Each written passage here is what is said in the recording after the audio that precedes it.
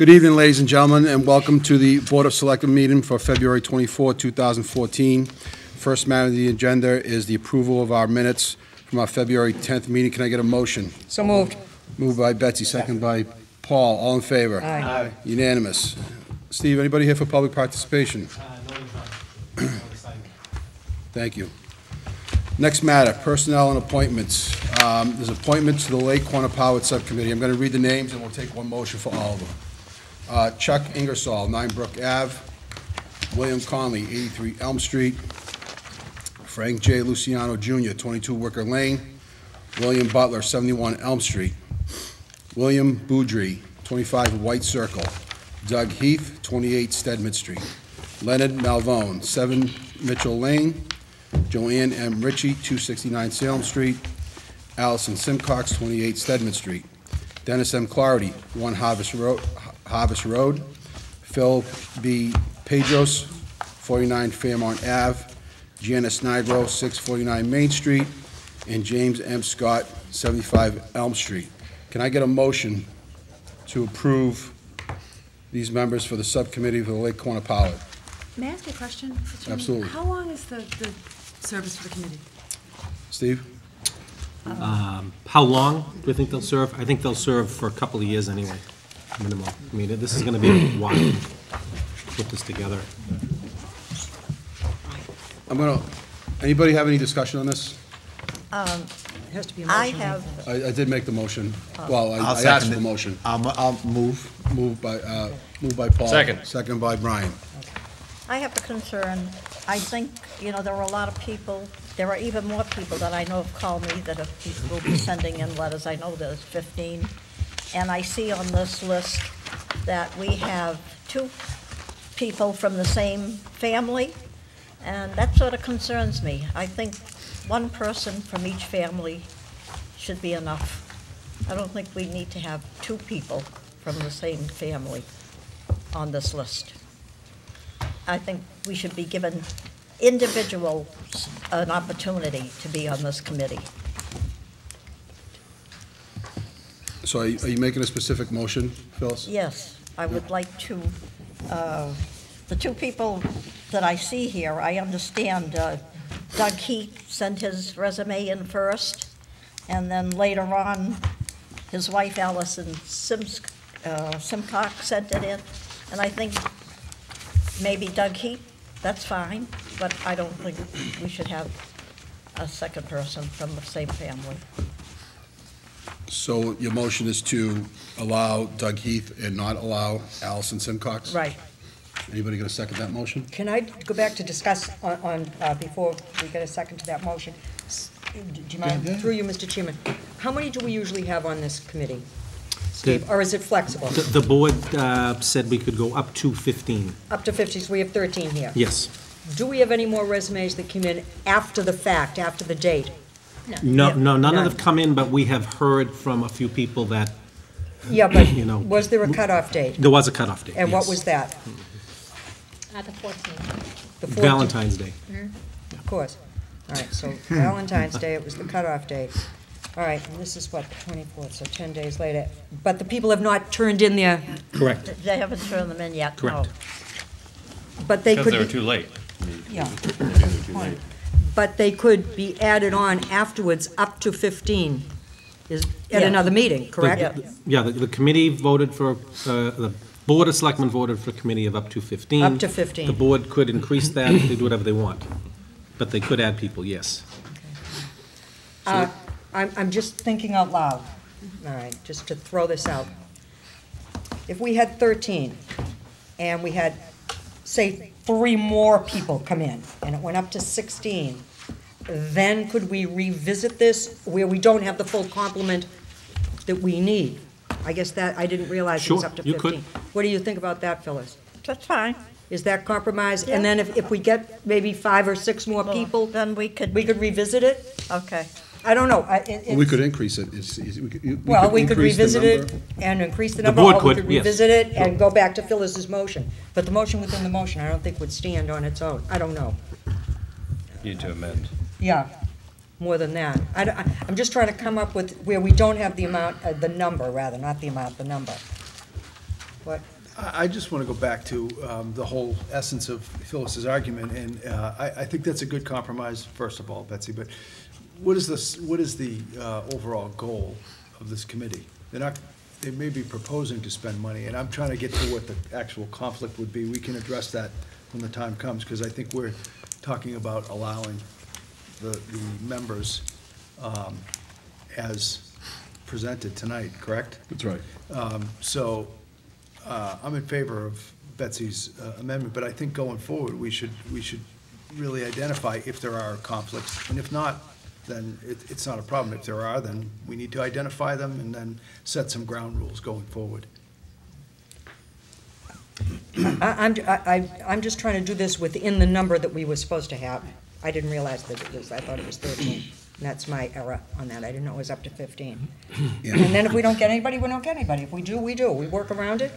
I don't know. I'm just throwing that as a compromise. I'll make it an amendment if you wish, although it doesn't need to be amended because the No. motion was made to accept it as is. As is. Well, I think we'd have to first deny Phyllis's motion if that's in fact what we're going She to didn't do. get a Because second, yeah. first of all, there was no second, Yeah. number one. But number two, I think and secondly, we would go back to the original motion with the understanding that at some point we'll revisit this, Phyllis, if that's. Go ahead, Ian. I also would like to have a date certain, because just based on what I've read and things I've heard, that there are divergent opinions about what to do with the lake. And I think it would be important to see how the committee works together and how effective they are and if things are moving forward. So as opposed to have a 2-year open, within a year. Appoint them for 1 year. and Appoint them for 1 year Yeah, and I then think 1 year revisit is it plenty. to see if other people, if there are new voices, if there are fresher voices, if there are things we need to change about the makeup. So, Go ahead, Paul. based upon what, I just want to make sure I'm not speaking incorrectly. She's asking that we, instead of 2 years, go to 1 year, and at that 1 year period, we can alter the component of, and makeup of that committee That would be at our fine. wish. Okay, that's fine. I agree. Okay? So that would be an amendment then, correct?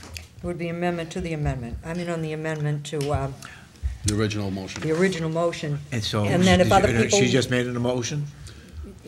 She's putting a caveat on I'm it. putting a caveat. She's Okay. putting a caveat on it. So, in Ann's, I move that we add to that original motion a 1-year limit for each member.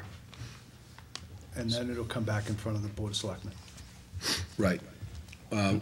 With the possibility of increasing the number of members to the board if in fact we get additional requests to be, Or altering the board? or altering the board. That is the motion. But I'd like to go back to my original amendment, saying that I think we need a drop-dead date on when these other people, whoever they are talking about joining, come in. And we can add to it, because we have up to 15, we can do that at another meeting. So I think we should have, as I said, a drop-dead date on when their applications could be in. I'll get you one. So, Well, why don't we just make it now and say that for the next year, we're going to have 13 members. Okay. And next year, we'll revisit. okay. It doesn't make a whole lot of sense to let people just trickle in. They're going to miss out on. Right. No, I understand it. I understand what you're saying. I'm just trying to make a compromise here. Yeah. You know what I mean?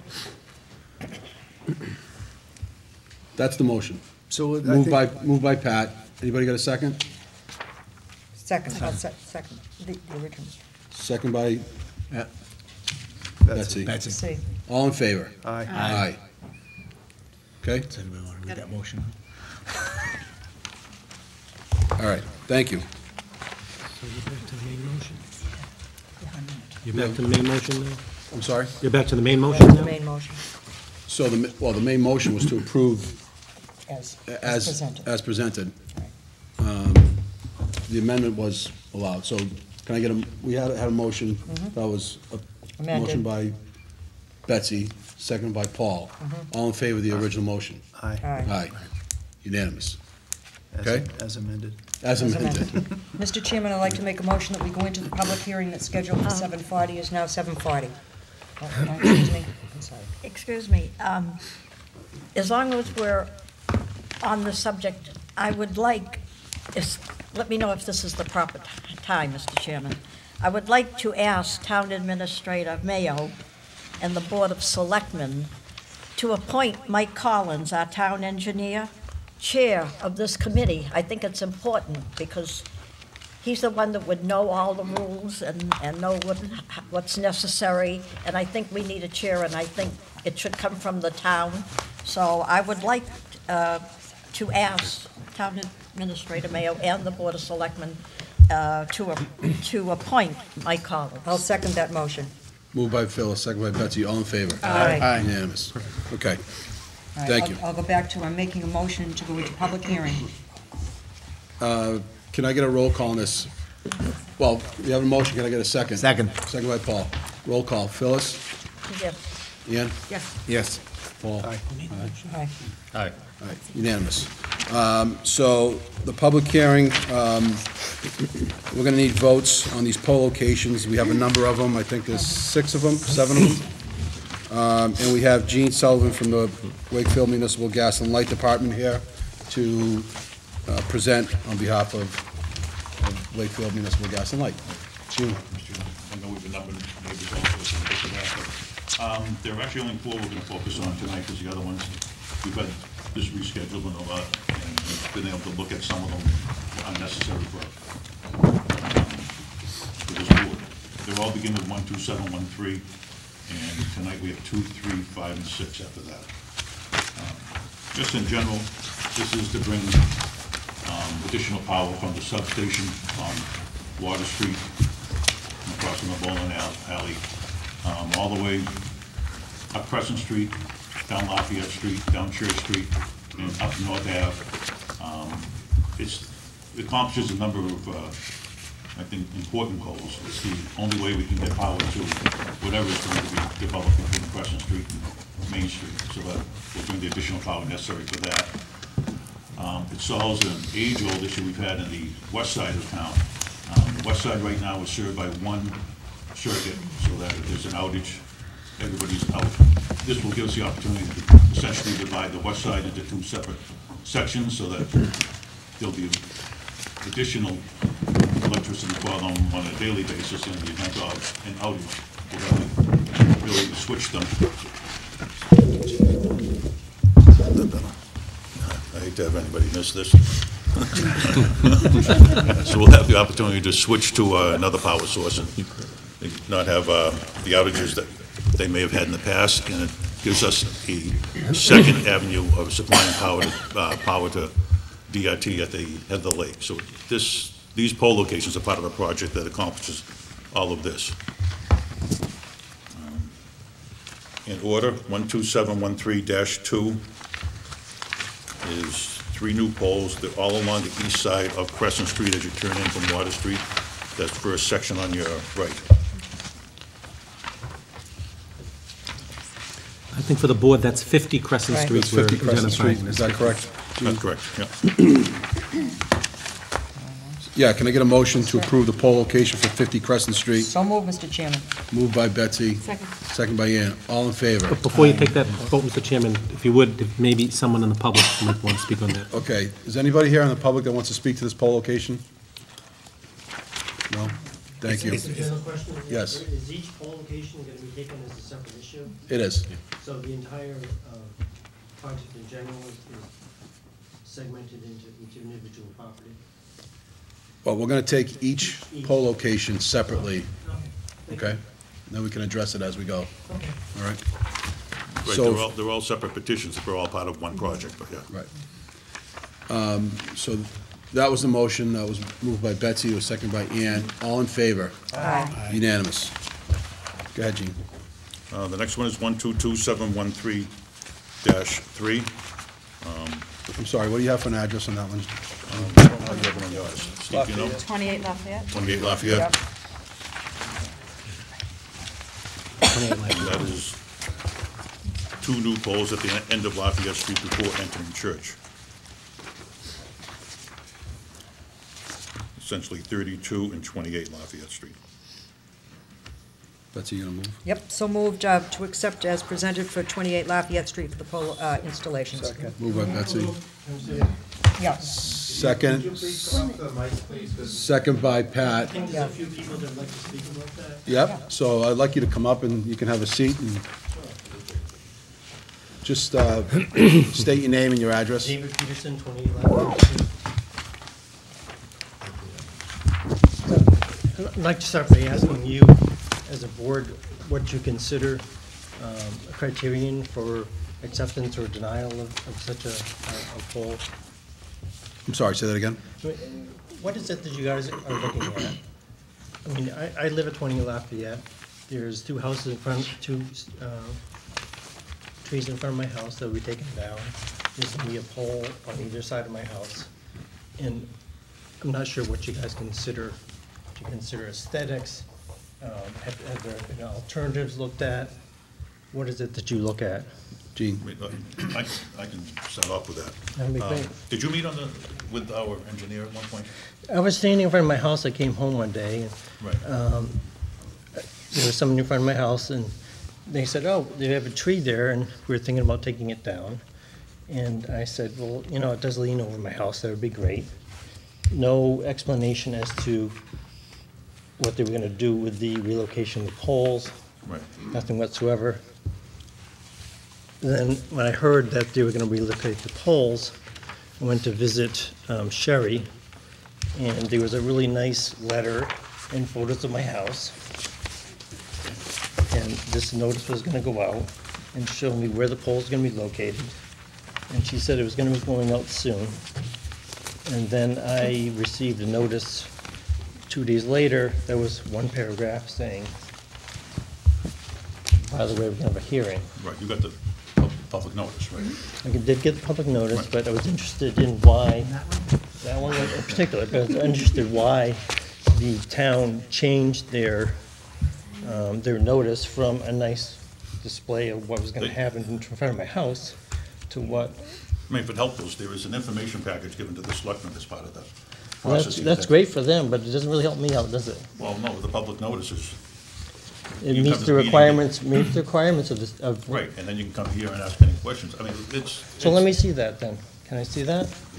You know, you're welcome to, ask anything here. It is part of one project. I mean, we're not trying to throw any No, but there thing seems down to there. be a whole, But a the whole. question, excuse me. Excuse me, Misinformation. hold on. Instead of going back and forth, if you have specific questions that you want to address to the board, you can ask the questions, That's or fine. you can ask Mr. Sullivan from the department.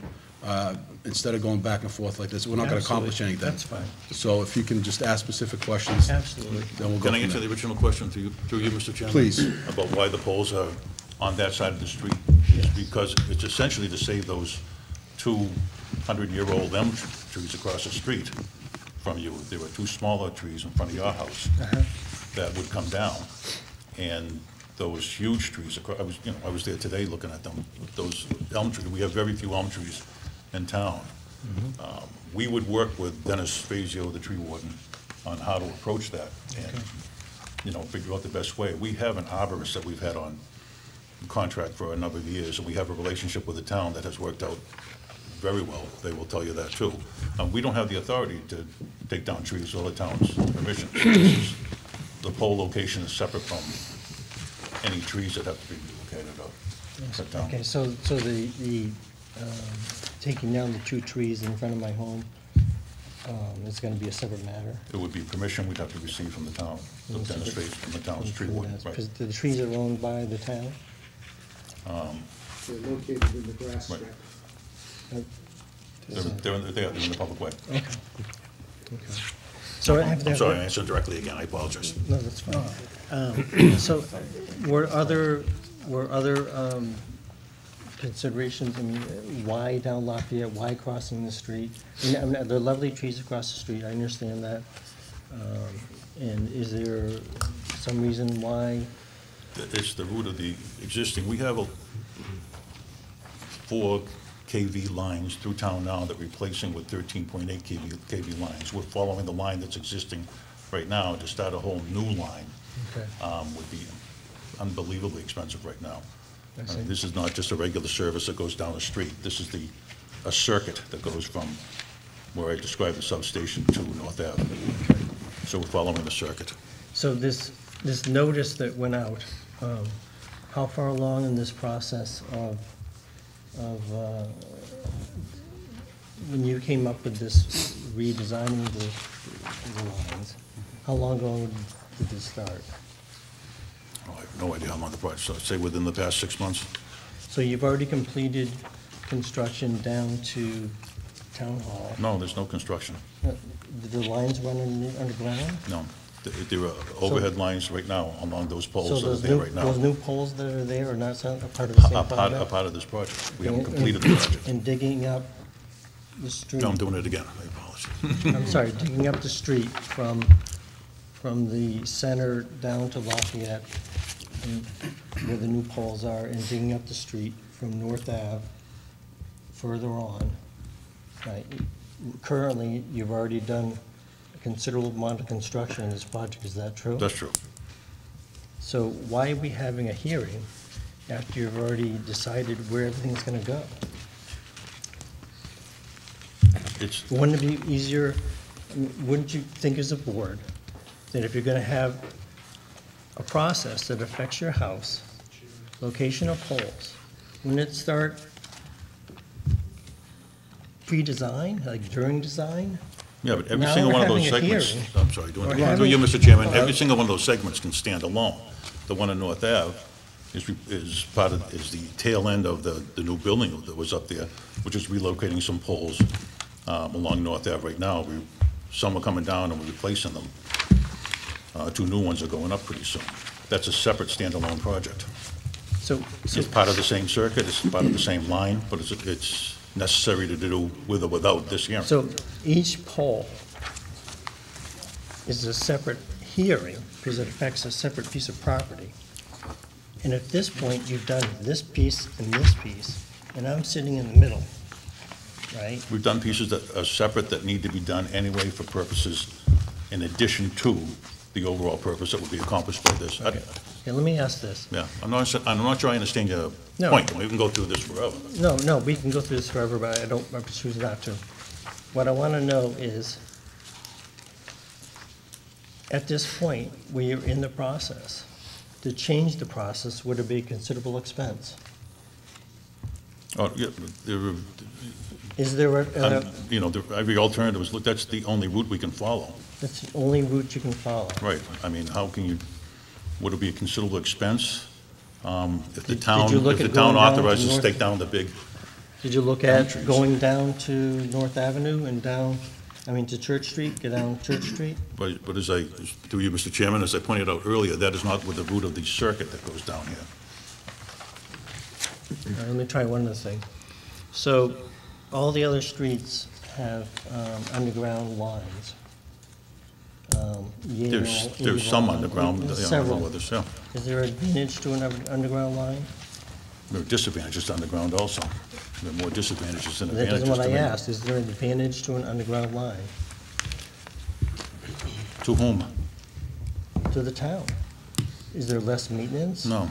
There's less maintenance, but there's considerably more expense if there's a power outage. But do you expect a power outage in an underground line? Happens all the time, all over the world. So let me ask you another thing. And I'm gonna ask But no, the- to answer the I'm gonna question, we ask- don't expect I'm gonna that. ask the board this. What is the purpose? Why am I here? This is a done deal. You've already decided it's gonna go from here to here. I'm in the middle, right? I love the trees across the street, I understand that.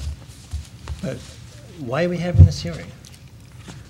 Well, at this point, I'd like to open up for discussion. If anybody wants to answer any of the questions that were presented. Where do you live again? Which is 28 Lafayette Street? 28 Lafayette? 28, okay. Betsy? Mr. Peterson? Yes. I would just like to say that nothing is a done deal unless this board votes for it to begin with. And it comes from, and you can certainly correct me if I'm wrong, Mr. Mayo, Mr. Mullen, Tiz, Mr. Dodo. When these pole relocations come before us, some have been denied. Some have been denied. And I think it's by statute that we have to send out a notice of a public hearing for anyone that wants to come and speak for or against. Okay. You know, I could get up and speak for it, and I live nowhere near you. Do you know what I'm saying? I So understand that, it's yeah. democracy in action, so to speak, but nothing is decided until this board votes. That's why each one is taken separately. I Now, see. this is almost like a domino effect from what I'm understanding. I'm not an electrical engineer by any stretch of the imagination, but one depends upon another. Right. All right? And I, for one, and I'm certainly not speaking for the board, have to rely on the expertise of electrical engineers and those that know the system. I know how to switch lights off and on, that's about it. And expect them to go off and on, by the way, when I turn it on. Yes. I expect them to go on. We have to rely on their expertise. But this board has, within the past 8 months, refused a particular pole on land that was really open space. And it was refused. And it's being looked at again and reviewed again.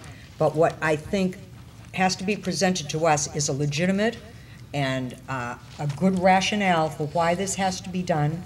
I understand where you're coming from. Your address is right here. I understand that. You're 28 Lafayette, I understand that. And there are times that we go through certain things, and it can be a difficult decision because it affects somebody personally, and I understand that. We went through this, and it's not to the issue, but we went through this when we had some group homes put in neighborhoods, you know? Sometimes it has to be what it has to be, because there are things over which we have no physical control. And I think this project, it's not so much it's a done deal. We're being told, I believe, that this almost has to happen for better service, bigger, whatever it was, mills or bigger, whatever the It's 4 places you versus call it. I don't know what 13.8, right. the term is for the amount, the carry. Kilovolts. Kilovolts. I'm only Okay. pretending I can. Oh, well, thanks. Well, as Flip Wilson said, a lie is as good as the truth if someone believes it, so I believed it. But better, I'll say kilovolts. It's probably a made-up word that he gave me. But that's how I feel. I feel we have to look at every single thing and understand where you're coming from, but ask reciprocity for you to understand where we might be coming No, from, no, too. I perfectly understand that, Okay. you know, there's a need, and, but what concerns me most is the process. And it seemed to me that, you know, them standing in front of my house saying, oh, we're thinking about taking down this tree, and I should have thought, the town doesn't take down trees on their own, right? Very rarely. So they never mentioned that they were going to be taking down my trees and putting down 2 poles in a new line, shifting them across the street. So my house is gonna look like a goalpost, you know, I'll think put a thing across the top. Right, so I'm not happy about that. But, you know, nobody really, from you guys' standpoint, you guys don't really care, right? But the process. No, Hold we on, do. hold on a second. We do, Excuse me, Pam. wait a second. No, That- can but I in the just- general scheme of things, whether or not the aesthetics of my house are impacted, you know, you're gonna say, hey, that's great, Dave, but, you know, we still need power over here, right? And that's really what you're thinking about, we need the power over there. So you're weighing those 2 things, my rights versus, you Yeah. know, so that's the whole thing. But what concerns me is the whole process with them misleading me about the pole, about placing the poles. Me going to the town hall after finding out from a neighbor that they were gonna putting in this new line, after it's already been constructed from the 2 ends, right? And then going to the town hall, seeing this nice little photo thing of my house with where the 2 poles are gonna be. I get this notice in the mail, which is a sheet of paper with 1 thing. What happened to the nice notice? Seems to me there's been, they're trying to not give me information at all. And so that's Hold the on, way Mr. to look Peterson. at it. So can I, first of all, every matter that comes before this board, and I speak for myself and I think for everybody else, we take very serious. This isn't something that we just gloss over. There is a certain process in place that we have to follow by statute. And that we do that for everything. We actually postponed the last meeting on these matters because of that. Because you haven't given me notice. There wasn't proper notice. So Right. we postponed it through a motion in which we, you know, was unanimous. So we don't take these things lightly. We take a look at the totality of the circumstances. Okay. Okay? The need of the town. Obviously, the aesthetics I don't live there, you live there, so you're gonna be dealing with it. Right. But that is something that we do take into consideration as well. Okay. We don't wanna devalue anybody's property if you think that's in fact what's gonna happen. I think that's a fair assumption. So, you know, this isn't something that we take lightly, so I just want to point that out and make sure you understand that. I appreciate that, but it just seems to me that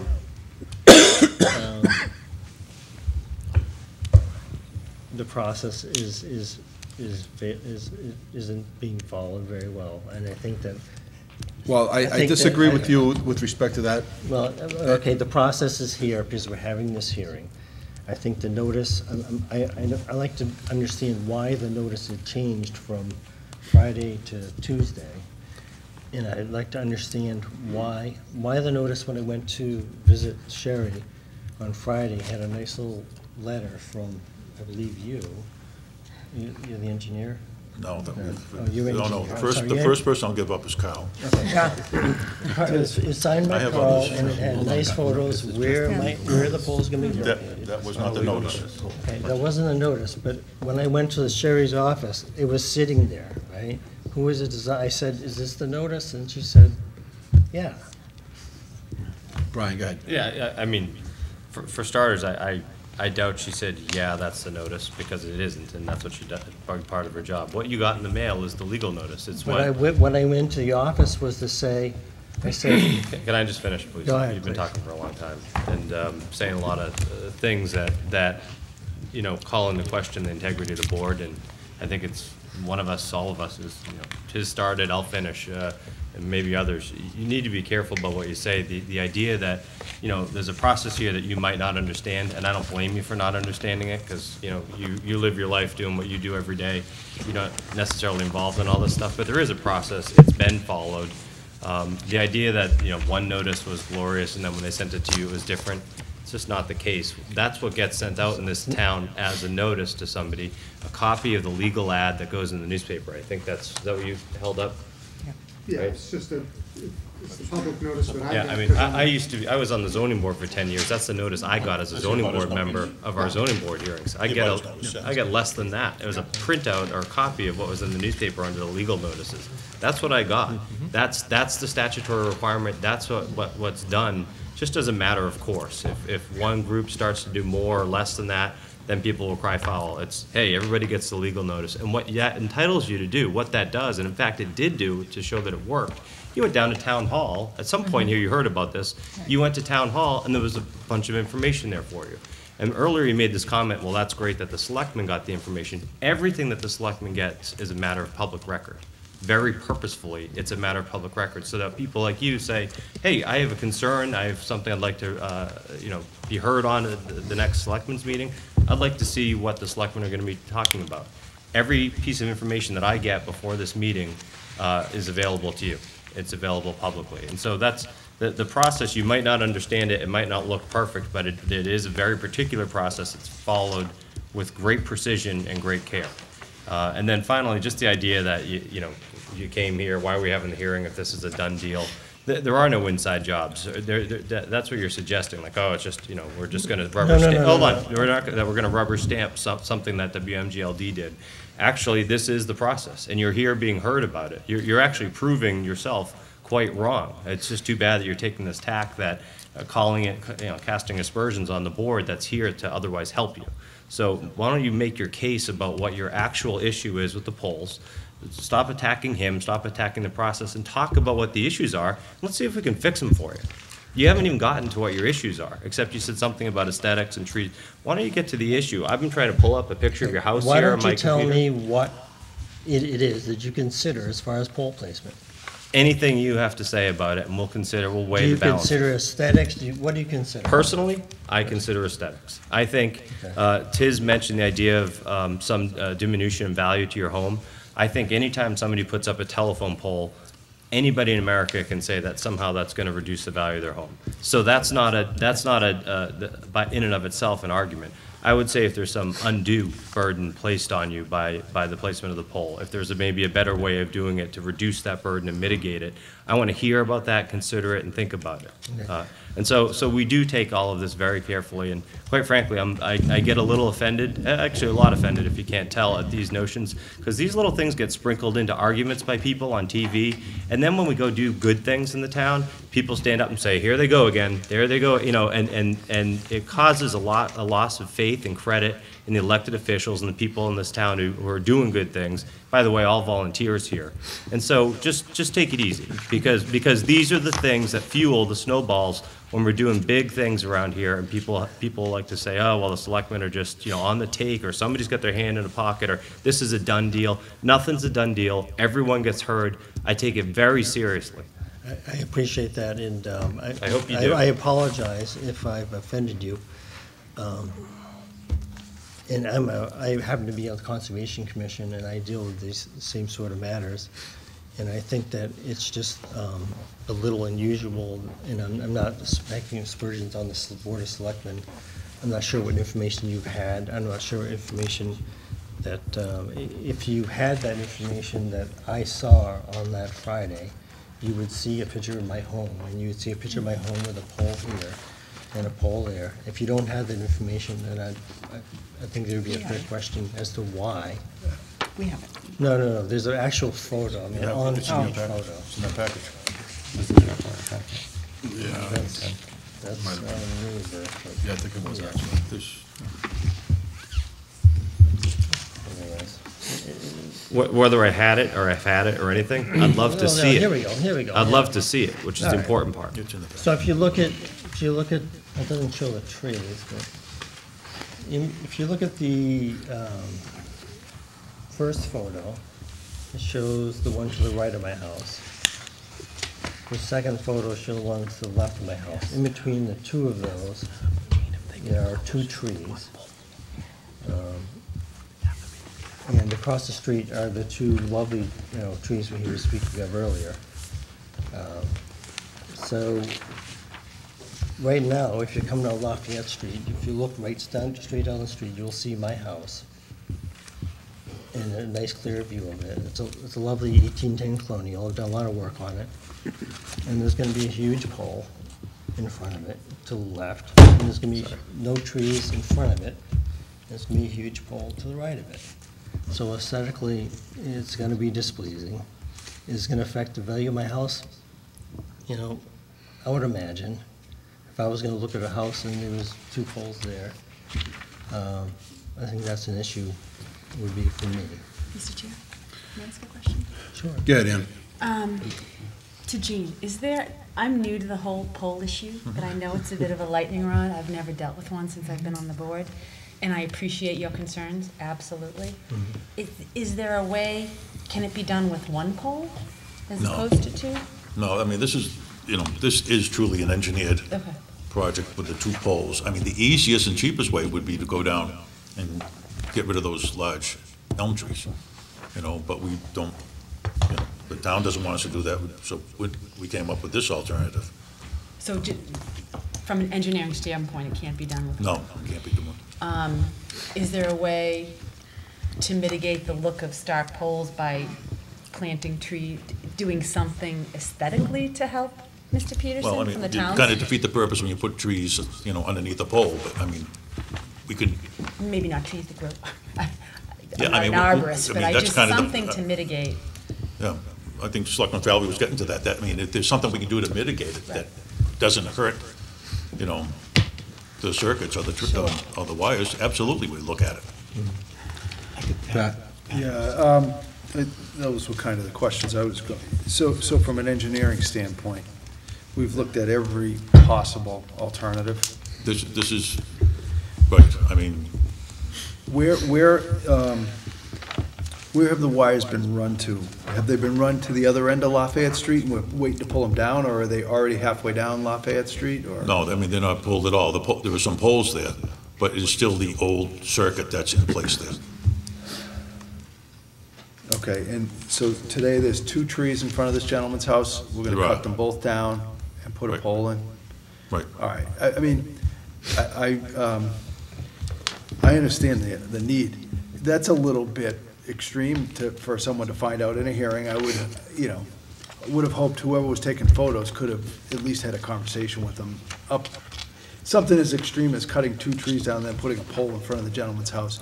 I know you guys have a tough job, but I don't think I'd like it too much if somebody came to my house and did that. Yeah. No, I mean, I mean, well, in kind of the same position, because that's when we had the side conversation earlier, was about, you know, our engineer did meet, and apparently did not talk about the poles that were going there, but talked about taking down the trees. Well- So taking down the trees was not a surprise. No, but the presentation of taking down the pole was misleading, because when I came home, he was like, oh, the tree, you know, leans over your house, you know, you're thinking about taking that down. And I thought that was a little unusual, because it's rare. We're from the town, we want to help you. Yeah, exactly.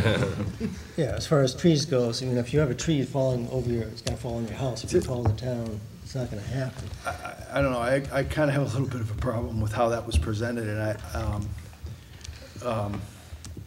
if someone went there on behalf of the gas and light and told the gentleman, we're gonna cut these trees down because they're leaning over your house, and by the way, there's another piece of this that we didn't share with them, I don't know, I kind of have an issue with that, how it was presented and some outreach. Yeah, I'm not disagreeing with you. Yeah, no, I mean, this is the positive part of, you know, getting the discussion we wanted to get to. Is there a place, where does this fall in front, is it dead center in front of his house? There's one to the right and one to the left. Well, I see one here on, the way this drawing is, I see one dead center in front of 32 and one dead center in front of 28. It's actually to the corner of my lot, to the, if I'm looking, you know, So at some the care- house, to the left and to the right. Right, it's So not some the care middle. was taken to get it away from the front of the house. Yeah. But there's no, is there gonna? there'll Our be first one- option is always to go to the property lines. Okay, and so, from pole to pole, it's 75 feet, there's no wires today, but there will be wires going pole to pole? Right. And that's just to jump across and over, and you're running. To save those, right. And you're running 13.8, where before you were running. 4 kV. There'll be only one section right downtown of the square that will be 4 kV, and it'll be a very small section. Are these If this project gets completed. Are these the new taller poles? These are not gonna be the big ones, these will be about 45 feet. These are, Right, they're not the not the- laminated, lovely laminated poles. I'm not familiar with the laminate poles. I,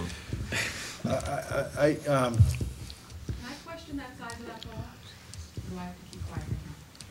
No, hold on a second. Pat, go ahead, finish what, well, sorry.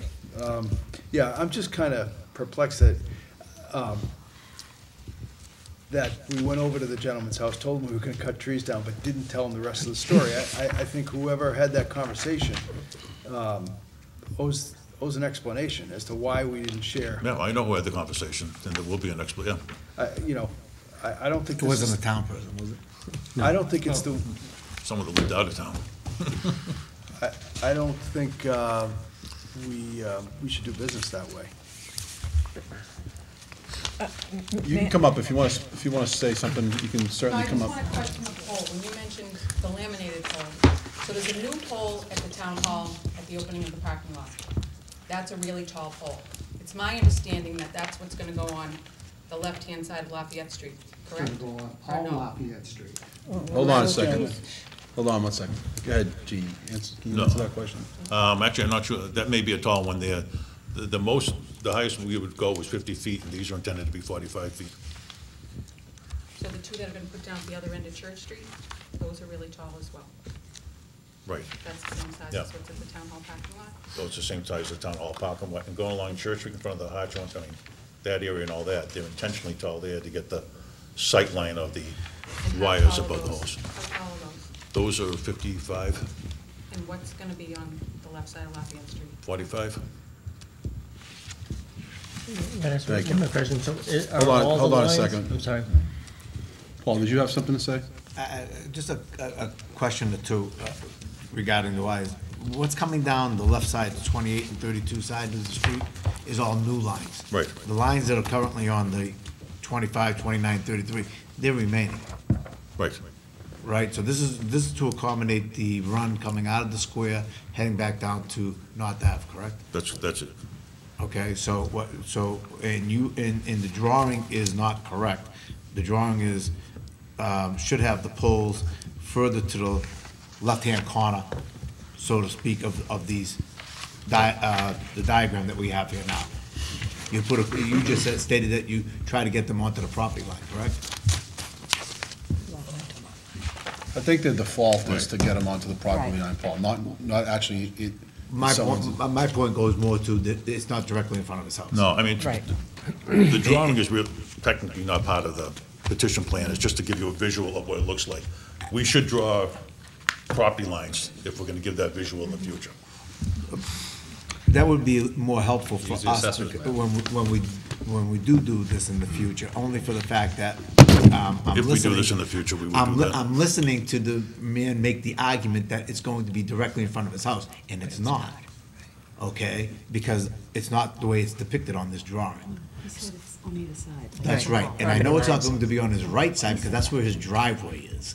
So it's going to be closer to the lake, It's that like- side of the house. It's like what most of us, I have two in front of my house that are property lines, it's what we're used to in town. Right? Right. So this is going to be, this pole is closer to the lake than it is to his driveway, Right. right? Okay. Can I just make one comment? Go ahead, Mr. Peets. I never said it was gonna be directly in front of my house. It's gonna be, No, pole you didn't. posts on either side of my house. One to the left of my driveway, one to the right of the property line, if you look at my house. But, again, I would question whether or not there are other alternatives that are considered. I mean, why not go under, there's a small section that needs to go, why not put that underground? They seem to have done this on Church Street, they did it over on the other side of this project. It seems like a lot of effort. Why not put it in the ground? I mean, it's Gene, can basically. you again go over the differences between, at this specific location, why you can't put it underground as opposed to the above-ground That's scenario? real. I mean, the And two what the things- pros and cons are of each. It's a matter of money. I mean, it would be it's possible to go put anything underground. I suppose it would be a brand-new engineered project, but it would be very, very expensive. I'm not sure the kind of project would go on, because this is a built-up neighborhood. And, I mean, we have the experience at the head of the lake where we're going underground, where those laminate poles are and soon used to be. And that's in the $1 million area to go underground. So this would be in the same area, so it's a question of, fortunately, at the head of the lake, we have a private company that's picking up most of the tab. We don't have that here. I don't know anybody else that would pick up the tab.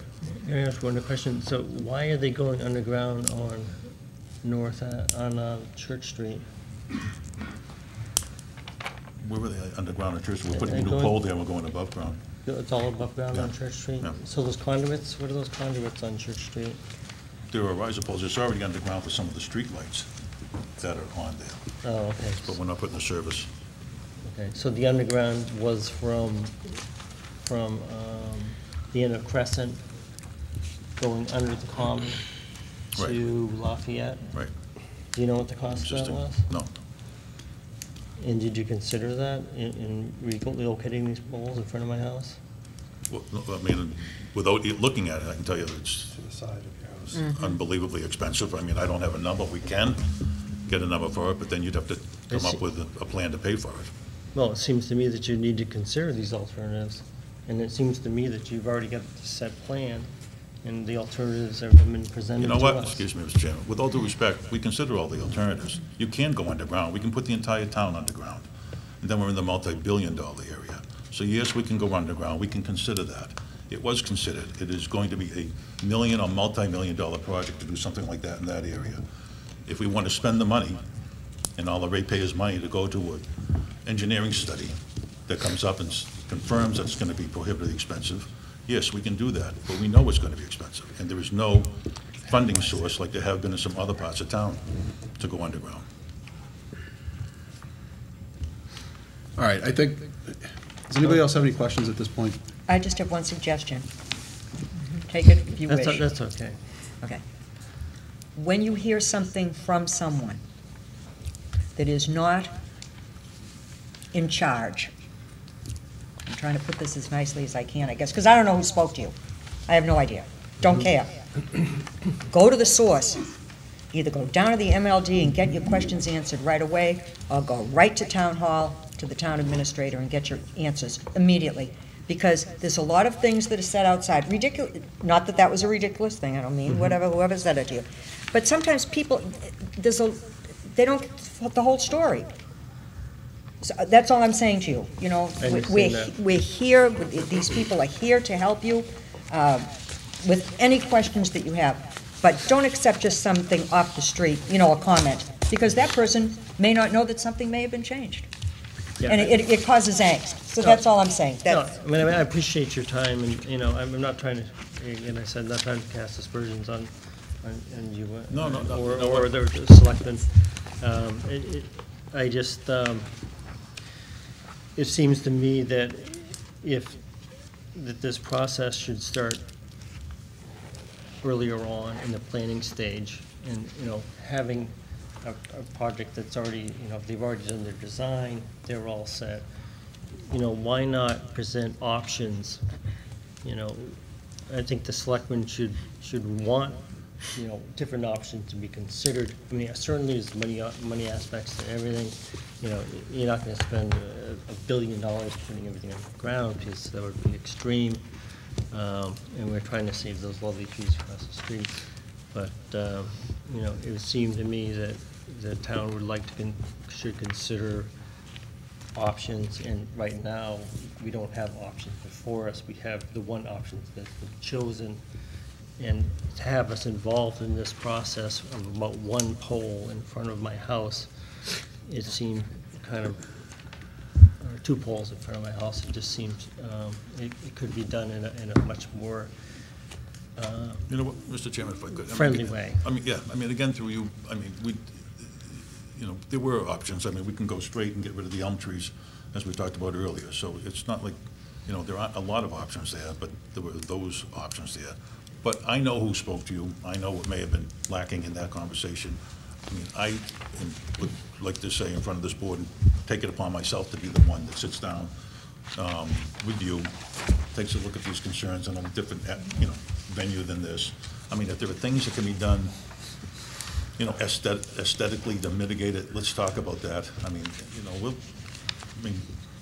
we'd rather, you know, work with you and, you know, and make this as positive as we can than, you know, just have these kind of cold hearings and then move on from there. I would like to work with you to see what we can do from this point on. Right. And that's why we have hearings, because I think we're not going to approve this tonight. We might postpone it, whatever the board's inclined to do, but you've got an opportunity to go perhaps work something out and have it mitigated. I mean, so what I said before is I happen to be very extremely sympathetic to your situation. I'm all for listening to every one of your concerns. My issue is with, you led with, this is a done deal, this is a sham, and that's the part that gets my goat. And the irony, and maybe why it gets my goat, is because I'm probably, to a fault, sympathetic to your situation and your concerns, and I'd like to see this get worked out with a plan that is acceptable to you, or at least more acceptable or less unacceptable, but something done to mitigate your concerns. I think that's wonderful. I probably wouldn't have voted in favor of this tonight if it went to a vote, just based on what you've had to say here. So that, again, that's kind of the irony of this. That's what gets me particularly mad when you say this is a sham. I'm actually the guy that's going to listen to you, and others will here too. But me in particular, I'm sitting here saying this is something that probably needs to get looked at again. And the opening salvo was, you guys don't care about this. You said you guys don't care about me. You just care about you did, and just. You didn't mean it, but I just want to say that I'm all for the hearing. I think the process is working right now, and you're going to get a second crack at this. Yeah, and again, So- let me so just can I- apologize. I don't want to, you know, I understand that, you need to consider, certain things, and this is a big project, but it just appears to me, and I think it would appear to anybody, that when a project comes to someone like me at this point in time, that there's very little I can do when the project is already been in design, and you've already heard that there are no alternatives to this particular way of doing things. And, I'm sure that there all are alternatives, and they may have been considered, but have they presented to the board, and it's again, it's the whole project that should be considered, not these individual things at a hearing. It's a fair comment. I think we leave a lot of the consideration of all the options to the experts and the people who are charged with doing that in the town. But to your comment about there's very little you can do, there's a very lot you can do. You just did it. You just sat here. I don't know, I won't speak for everyone, but for me, this isn't happening because of you.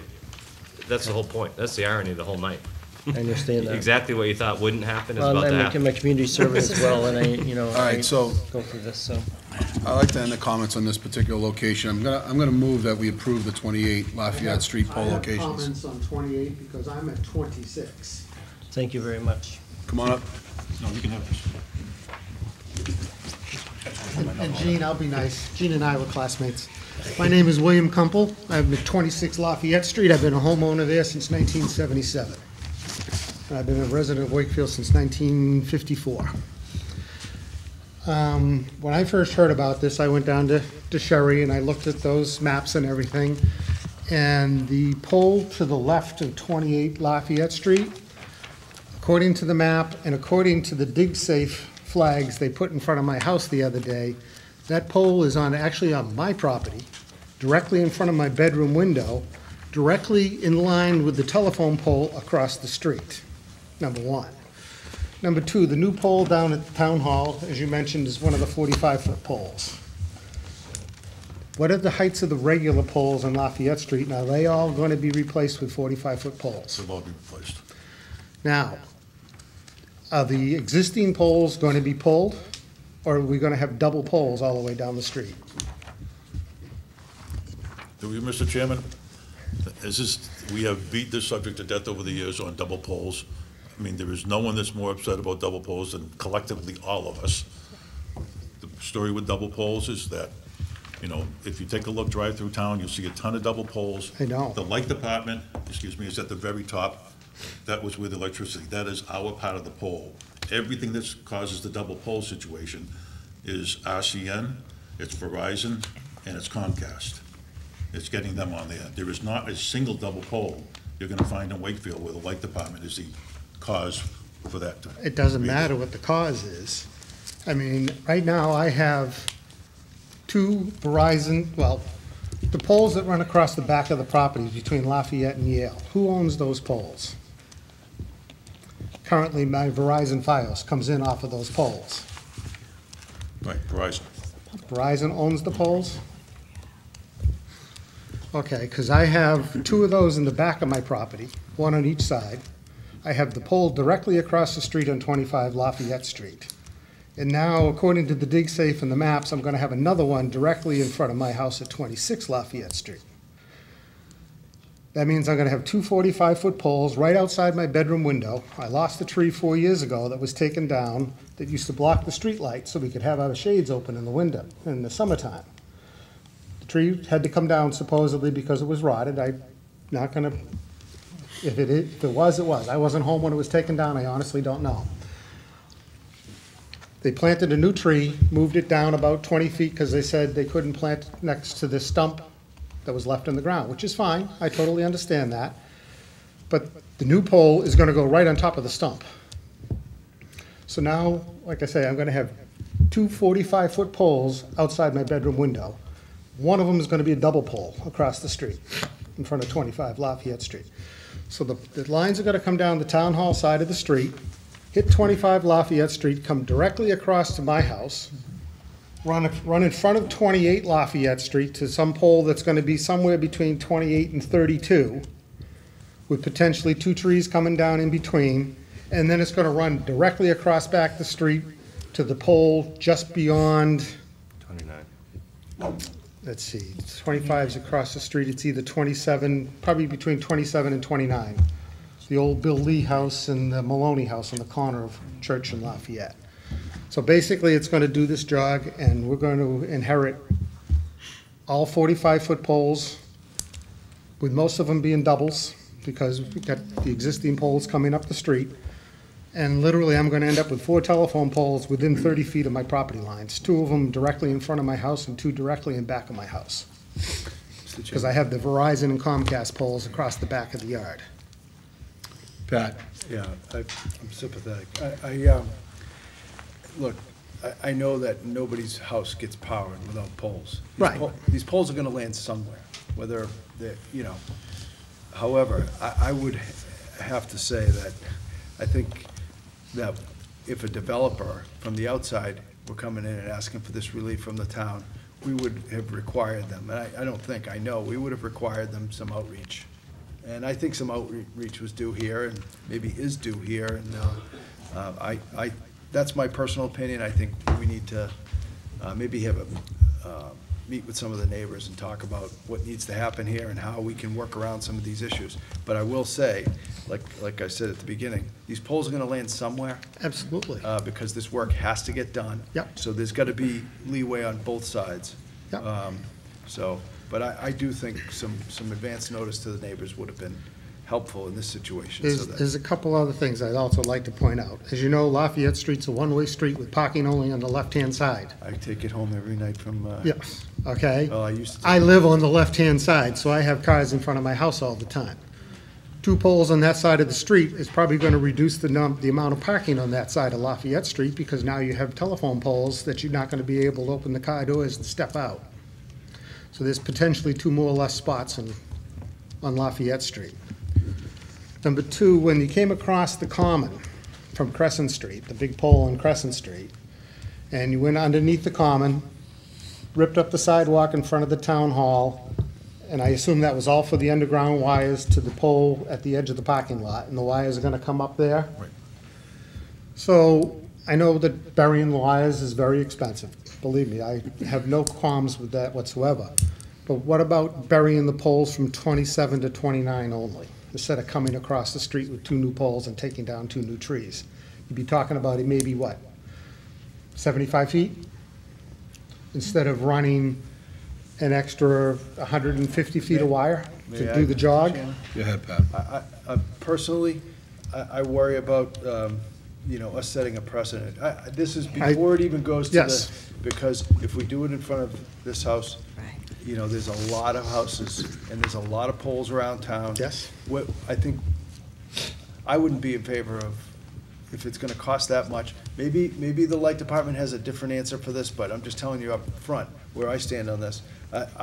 These poles are gonna, everybody's house in town is fed by poles, just about everybody's. I can't speak on behalf, but everywhere I drive, I see telephone poles and electric wires running through them.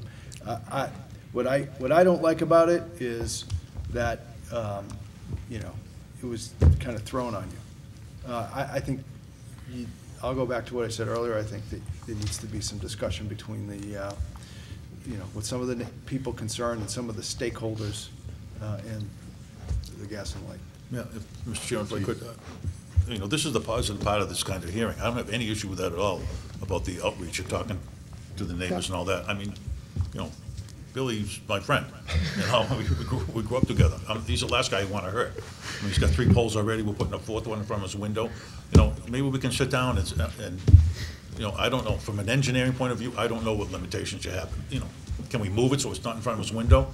Let's work with him. Look at all the alternatives. I'm just suggesting we should do the things we're talking about right here. I mean, truly, Yeah. I'm not hurting Billy. The pole across the street at He's a 25. shadow of himself. Yeah. The pole across the street at 25 Lafayette Street, that's currently about 8 inches from the edge of their driveway.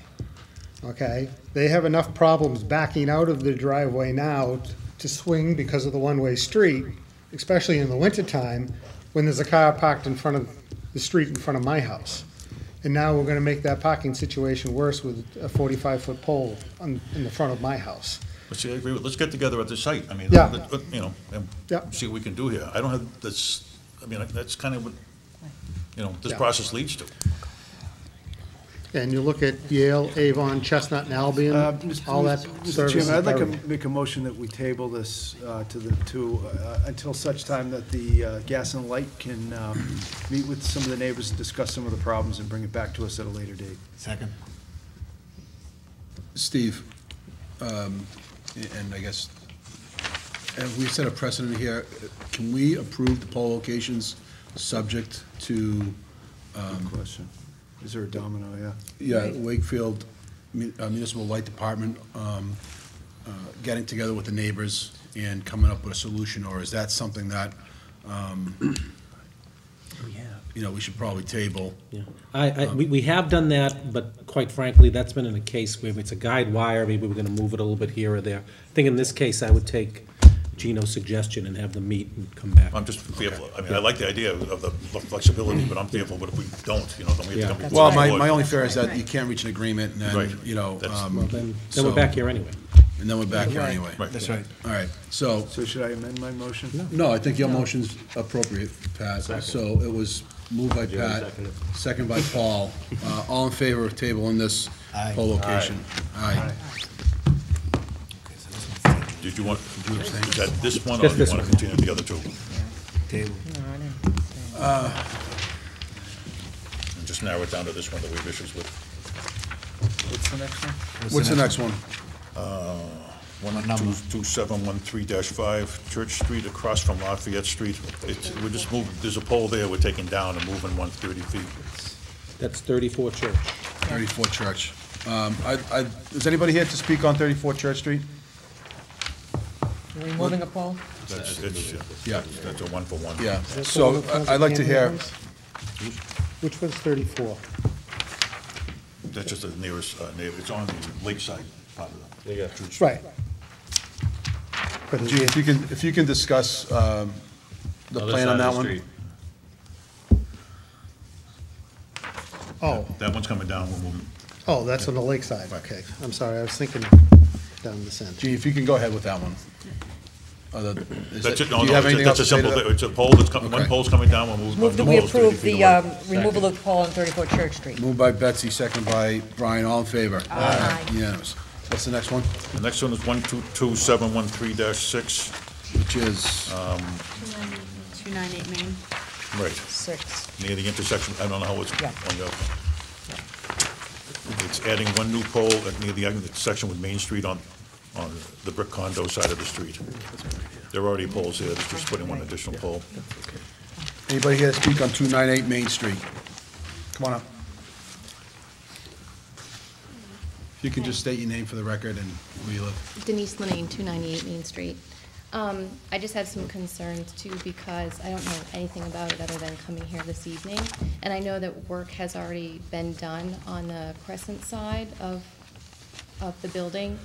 And I just wanted clarification as to what exactly is going to be happening. Is there anything happening in front of 298 Main Street, or is it just on the side of the building? Gene? May I show the picture? I mean, Sure, I make- yeah. There's Main Street, there's 298. It's, these are poles that are already there. And this is, just a little further up, 40 feet up from that one pole on the Crescent Street On the side, not Main Crescent Street. Street side, okay. I don't have any objections to that, what the plans are, but I do have a couple of things I wanted to make note of. Please. One is, when they did the initial digging, I think was it for the underground work that they did for the poles, or was that Yes. something separate? That whole sidewalk came up, and there was trench work done Right. in the fall. Oh, that was a different project that was, yes. Okay, Yeah. okay, because currently the sidewalk is an absolute mess, it's just gravel. And so I would like to see the sidewalk paved over. That's the first thing. And the second thing is the lighting is atrocious.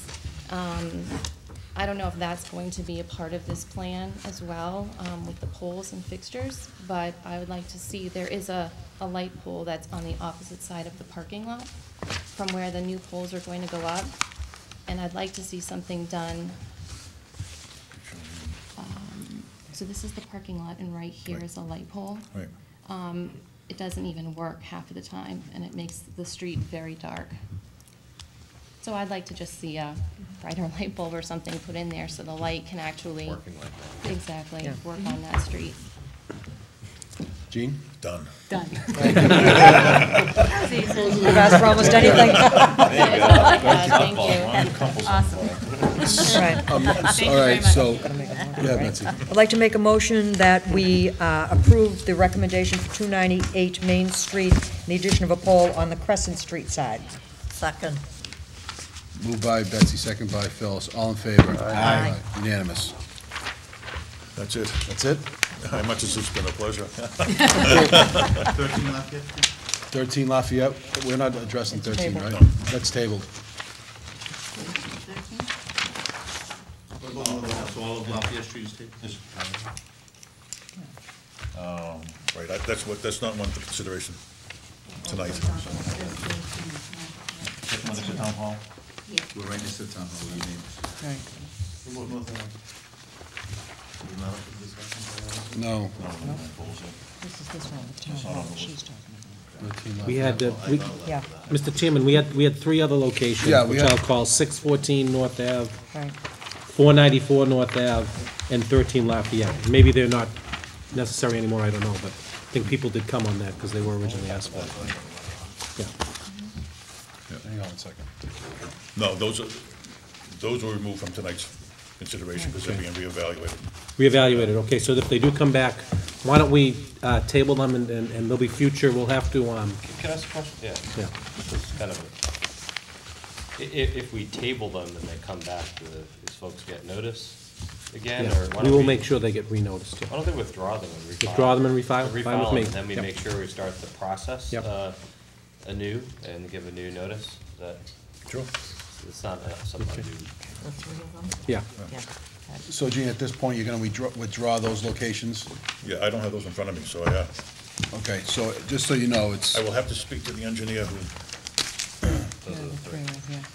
yeah, it's 494 North Ave, 13 Lafayette, and 614 North 614 North Ave. Mr. Chair, can I just ask one question? Yes. All I'm looking for is a scope of work that is proposed and maybe tabled. Where do we find that? I think if you call Gene, he'd be more than happy to provide any information with the scope of the work that's gonna take place. you're going to see outreach you haven't seen. Ave. He's the man for the job. And you're gonna receive additional notice now when these matters do come before the board. So you'll receive additional notice from the town with respect to these matters when they come back before the board. So not only will you have that notice, and now you can have the opportunity to go and do your due diligence with Gene and the municipal light department. I think you'd be better served to discuss at the next, or whenever that this comes before us. So you know, I'll put a Pete Dion's number down. Yeah. Mr. Chair? Yes, Ann. I would move at this time to withdraw the motions for the polls for 614 North Ave, 13 Lafayette, and 494 North Ave, to echo what Mr. Falvey said, so the process can start anew. Moved by Ann. Second by Paul. All in favor? Aye. Unanimous. Yeah, I mean, Close the public hearing? Yeah. Motion to close the public hearing. Second. Moved by Betsy, second by Pat. Roll call. Phyllis? Yes, fine. Yeah. Yes. Frank, Aye. keep this way to see what it Jackie, Unanimous. Thank you. Thank you, Gino. Thank you very much. Thank you, everyone. Where were we? Next matter on the agenda, budgets. Kevin Gill.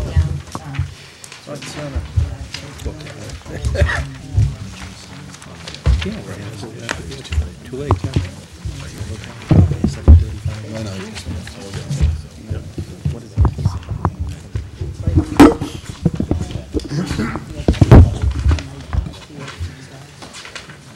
No.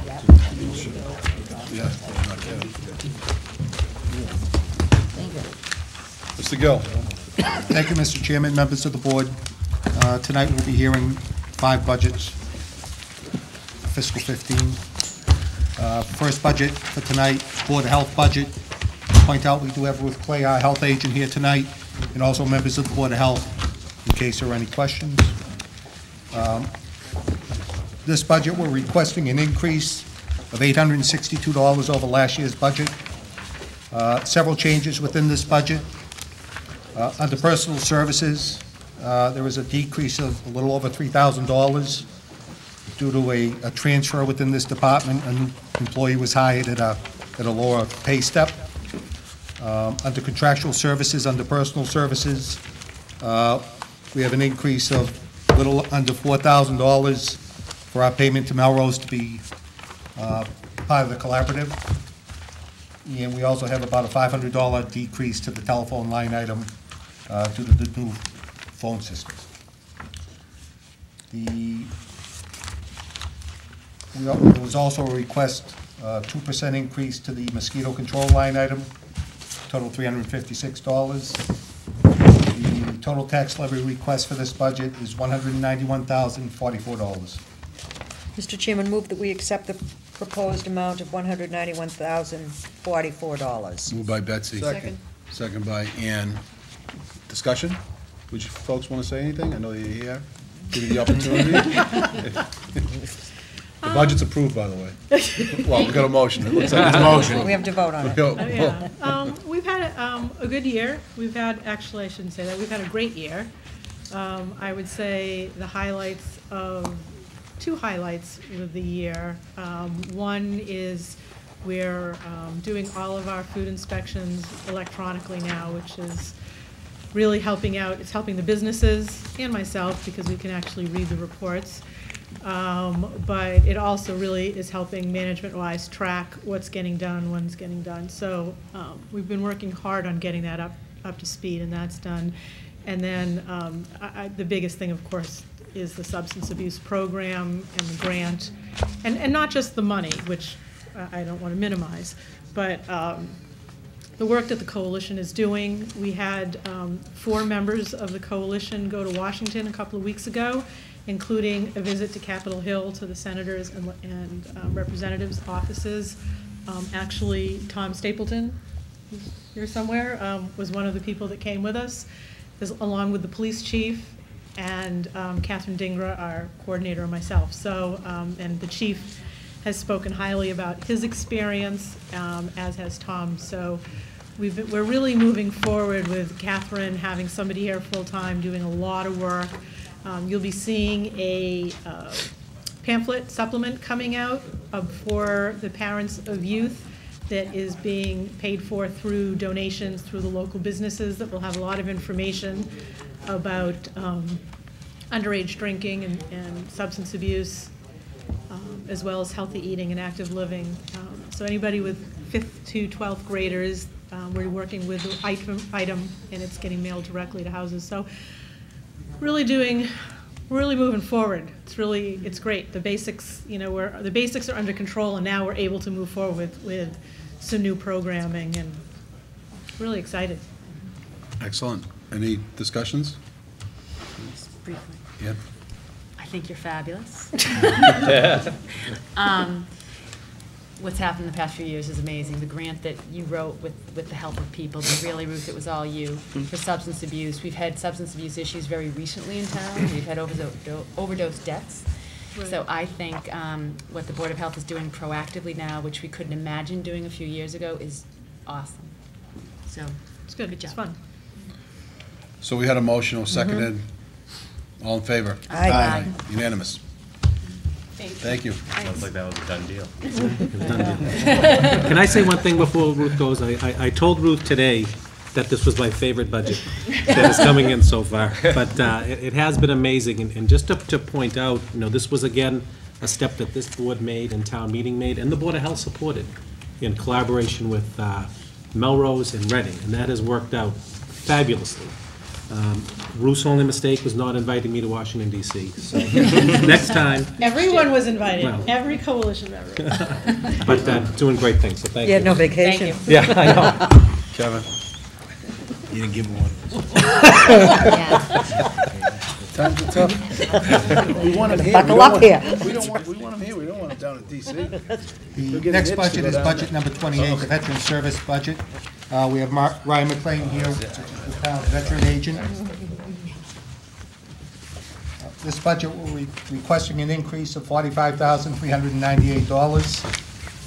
This increase breaks down $1,018 in personal services, which is contractual and negotiated increases. Under the recipient line item, we're requesting an increase of $40,000. The payment we make to Melrose to be part of the collaborative, we're looking for an increase of $4,280. Main expenses within this budget is the cost for the recipients, $200,000. I will point out that up to 75% of this money is reimbursed back to the town from the state. We anticipate in fiscal 15 receiving back from the state $134,968. The total budget request is $260,673. Mr. Chairman, I move that we accept the proposed budget, Veteran Services, in the amount of $260,673. Moved by Betsy, second by Paul. Discussion? I just want to say, keep up the great work. Thanks for all you guys are doing. This is money well spent. All in favor? Aye. Unanimous. Thank you. Thank you. And Mr. Chairman, the same thing, great collaboration, and I think what it really shows is that in the recipient's line item, which is veteran services that we supply, it's basically but we talked about this before, almost doubling and tripling, which is what we wanted, on numbers of veterans we're seeing and services that we're working with them. So Ryan and Andrew do a great job, so. Yeah, this line item when I took over was $90,000 for veteran benefits, and we're looking at $200,000 this year, and the year before I took over, our cherry sheets or our reimbursement was $46,000.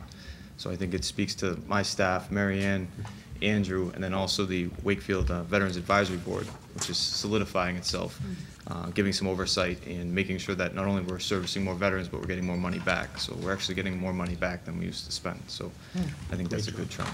Great job. Excellent, thank you. I thought I was your favorite budget. I'm fickle. He does say it to everyone, though. The next two budgets, budget number 39 and budget number 43, the general insurance and workers' comp budget. We have John Spinello here tonight, which is from Hartron Insurance, the town's insurance agent.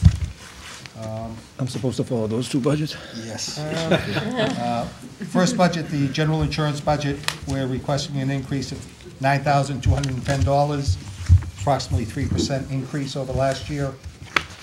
This breaks down to an increase of $8,410 to the tax levy, a $500 increase to the water enterprise, and a $300 increase to the sewer enterprise.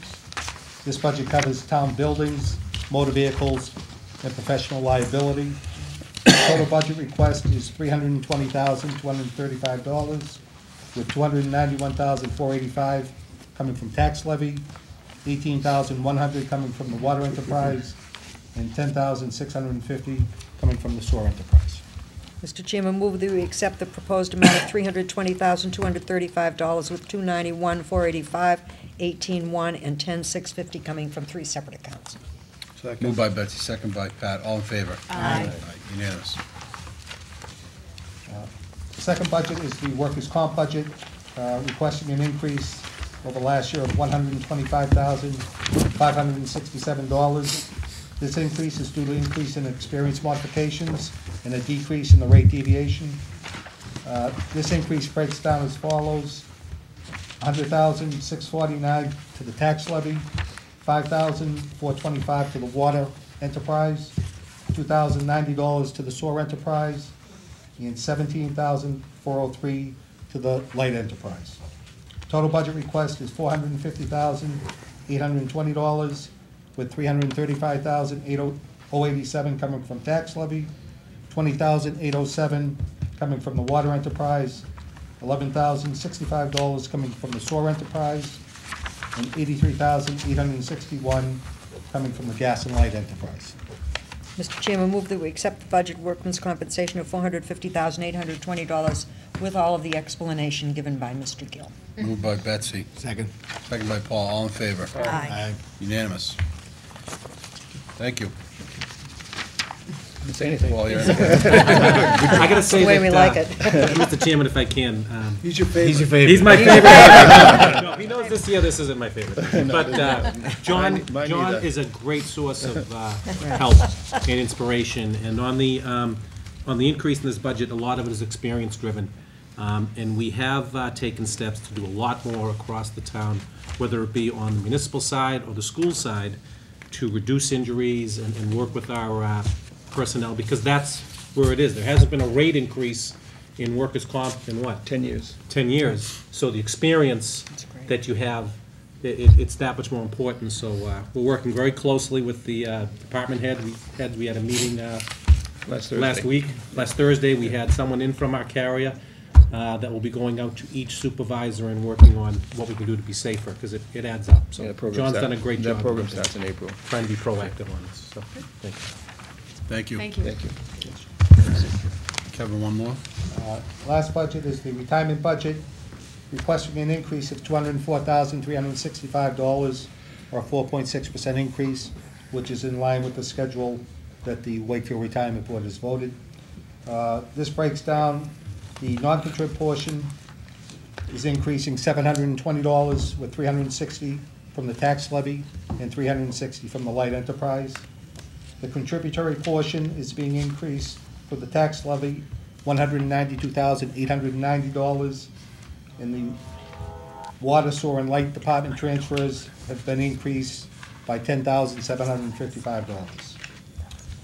This budget is based on a funding schedule voted by the Wakefield Retirement Board that runs through 2038 and is based on a January 2012 valuation. Total budget request is $4,621,320, with $3,612,801 coming from tax levy and $1,008,519 coming from enterprise transfers. Mr. Chairman, move that we accept the, including the transfers, the amount of $4,621,320. Moved by Betsy. Second. Second by Paul. All in favor? Aye. Unanimous. Thanks, Kevin. Thank you very much for your time. All right. This is a request from Sharon Gilly, Director of the Lucius Beebe Memorial Library, to accept and expend gift or gifts in the amount of $7,035 with thanks. Can I get a motion? Oh, definitely. Moved by Betsy. Second. Second by Ian. All in favor? Aye. Unanimous. There is a request to the GIC for the town's utilization data. Steve, you want to just briefly? Certainly. A couple of years ago, or actually 3.5 years ago, the board entered the GIC, and it's paid great dividends for the town of Wakefield. And I think, as a user, gives us good insurance. And believe it or not, we need to go and reevaluate our insurance again, because we're 3 years out.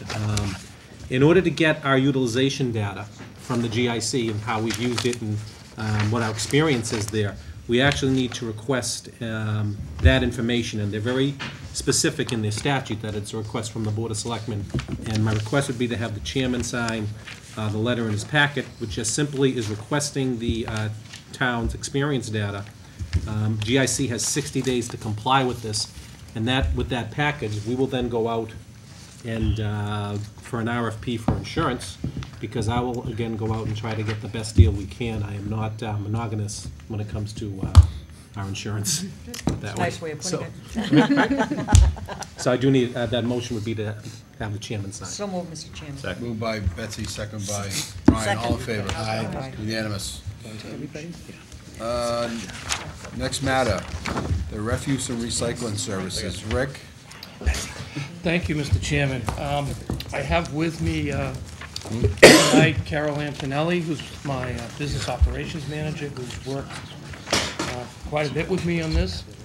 It has done a tremendous job in helping to put this together. I've given you, before I start, 2 sheets.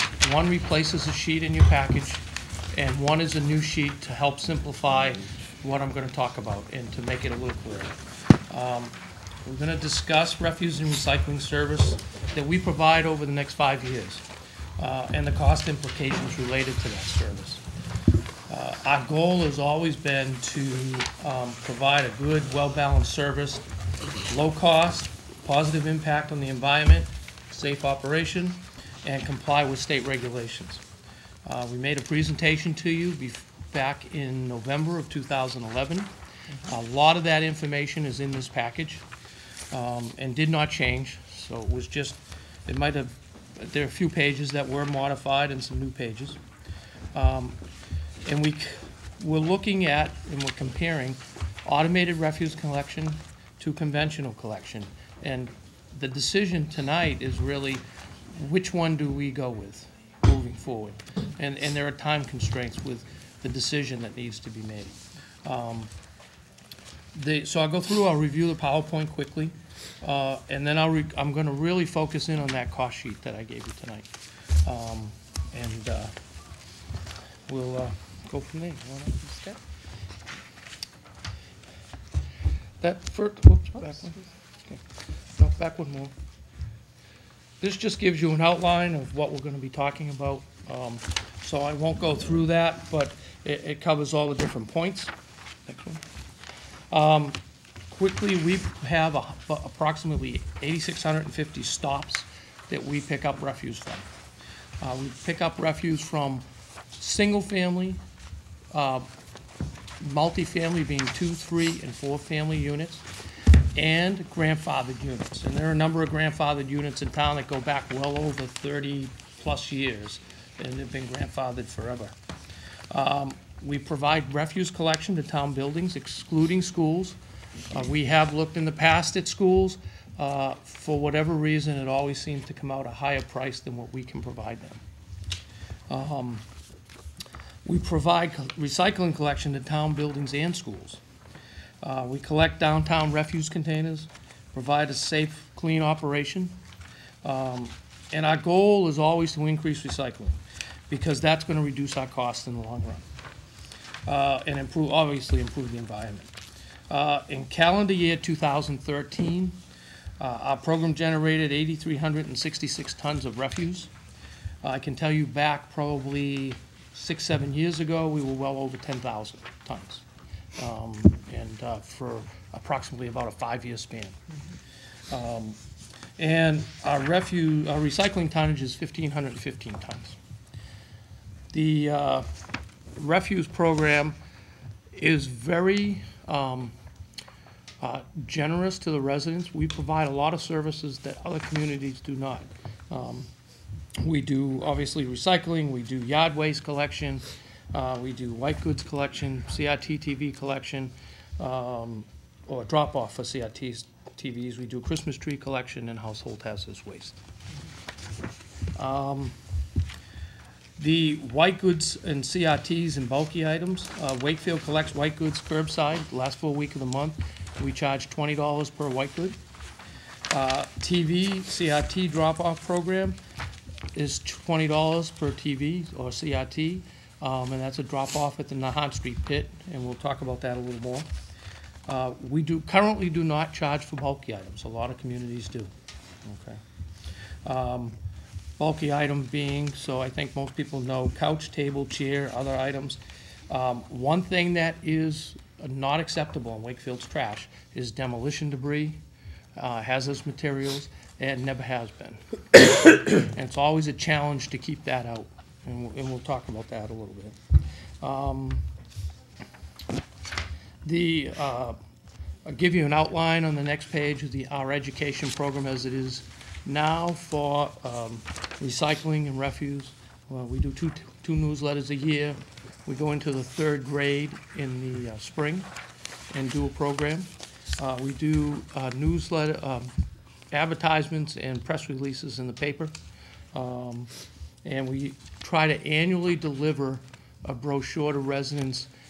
Those who turn around and recycle will give you a thank you on the day that we're out doing that, and those who do not will give you one encouraging them to participate. Cost, and this is where we'll start to get into some of the real important issues. Cost and cost reduction. The refuse program, and this is not the entire budget, because part of it is the Nahant Street Yardway site, is approximately $1.55 million a year. We would obviously like to get that to go lower. And there's some ways to do that. We could provide less service, and I don't recommend that because I think Wakefield is used to having a lot of different options. We can increase recycling, and we are always trying to do that. We could do pay-as-you-throw. That has always been an issue in the past, and I would not recommend that. So I know Steve would like to do that, so. How do you collect that? Sorry to interrupt. Huh? How would you? Generally, you either sell bags or you do an annual fee, and you put the annual fee on the tax bill. We could change our method of collection, which we're gonna talk about tonight. Because if we're able to reduce the contractor's cost, we can reduce our cost. And if we change our method of collection, we can also turn around and increase our recycling.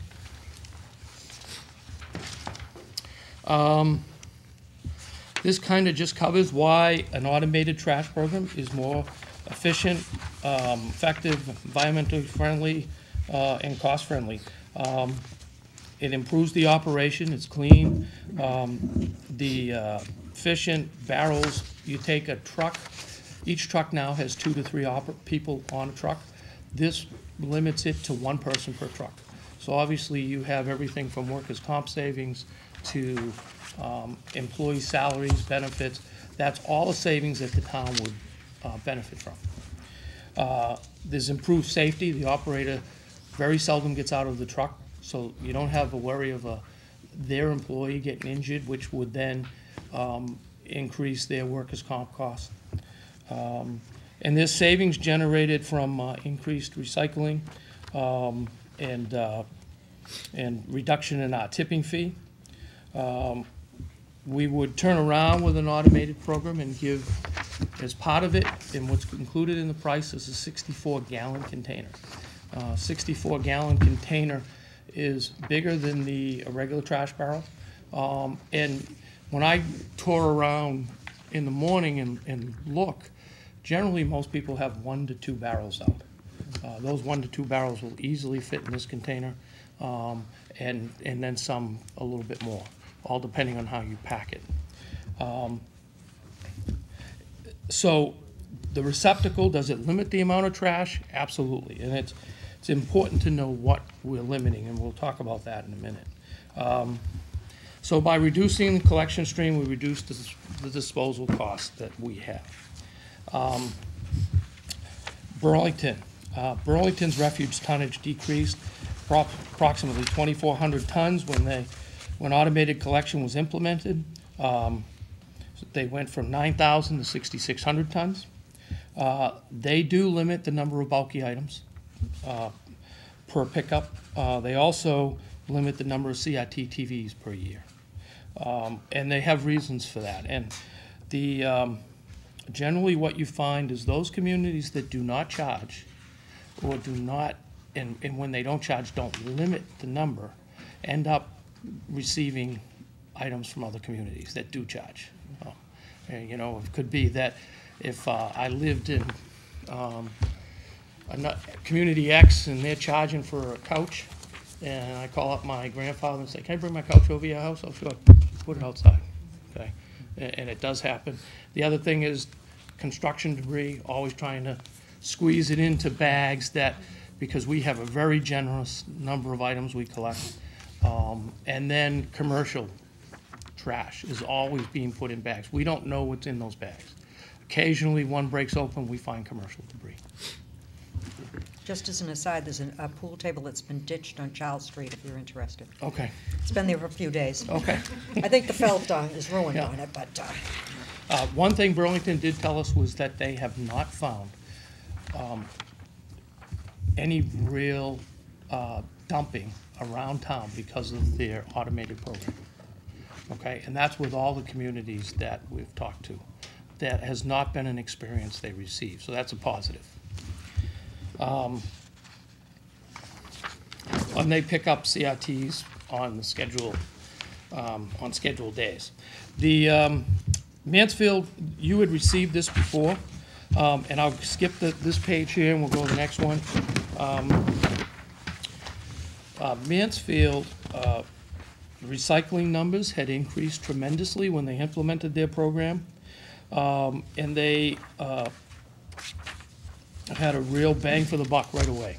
And it reduced their tipping fee, and obviously, I don't know what their automated cost was, but their tipping fee with their disposal site, they saved a ton of money.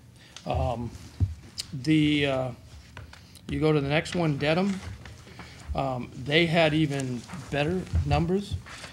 Their solid waste decreased 37%. And I'm not even using those kind of numbers. If we reach that, that would be tremendous. Is that just because they're bringing it to other towns? No, they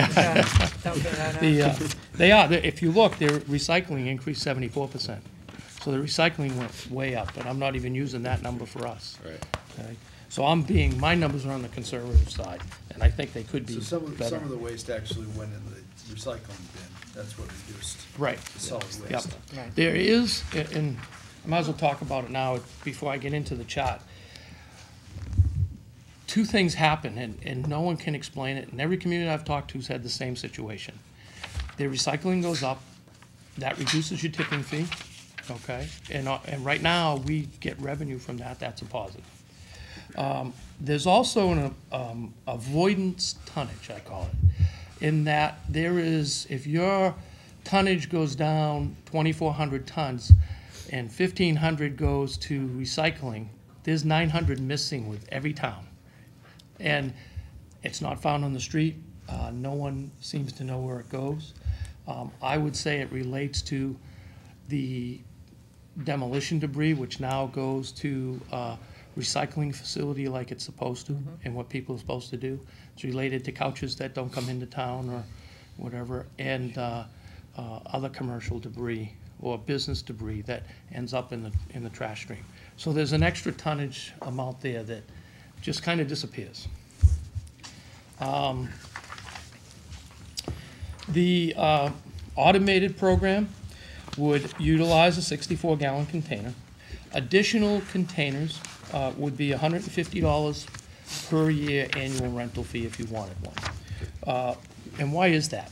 Can tell you from every community's charging for that. The contractor has a certain amount of time and a certain number of vehicles to pick up your container. Once you start to expand that, he's going to have to add a truck, and that number's going to go up. So you want to control that, and you have to pay him over a certain number of containers. Burlington turns out, the other thing is that most people think they need 2 containers. In reality, they will find they don't. If they do, there is an option to get one. Burlington has issued to their residents a total of 150 second containers. That's all they've needed. They had issued originally more when they started the program. People found out they didn't need them, and they've actually brought them back in and said, we don't want them anymore, okay? The other option is to do what are special event bags. You sell 5 bags for $10.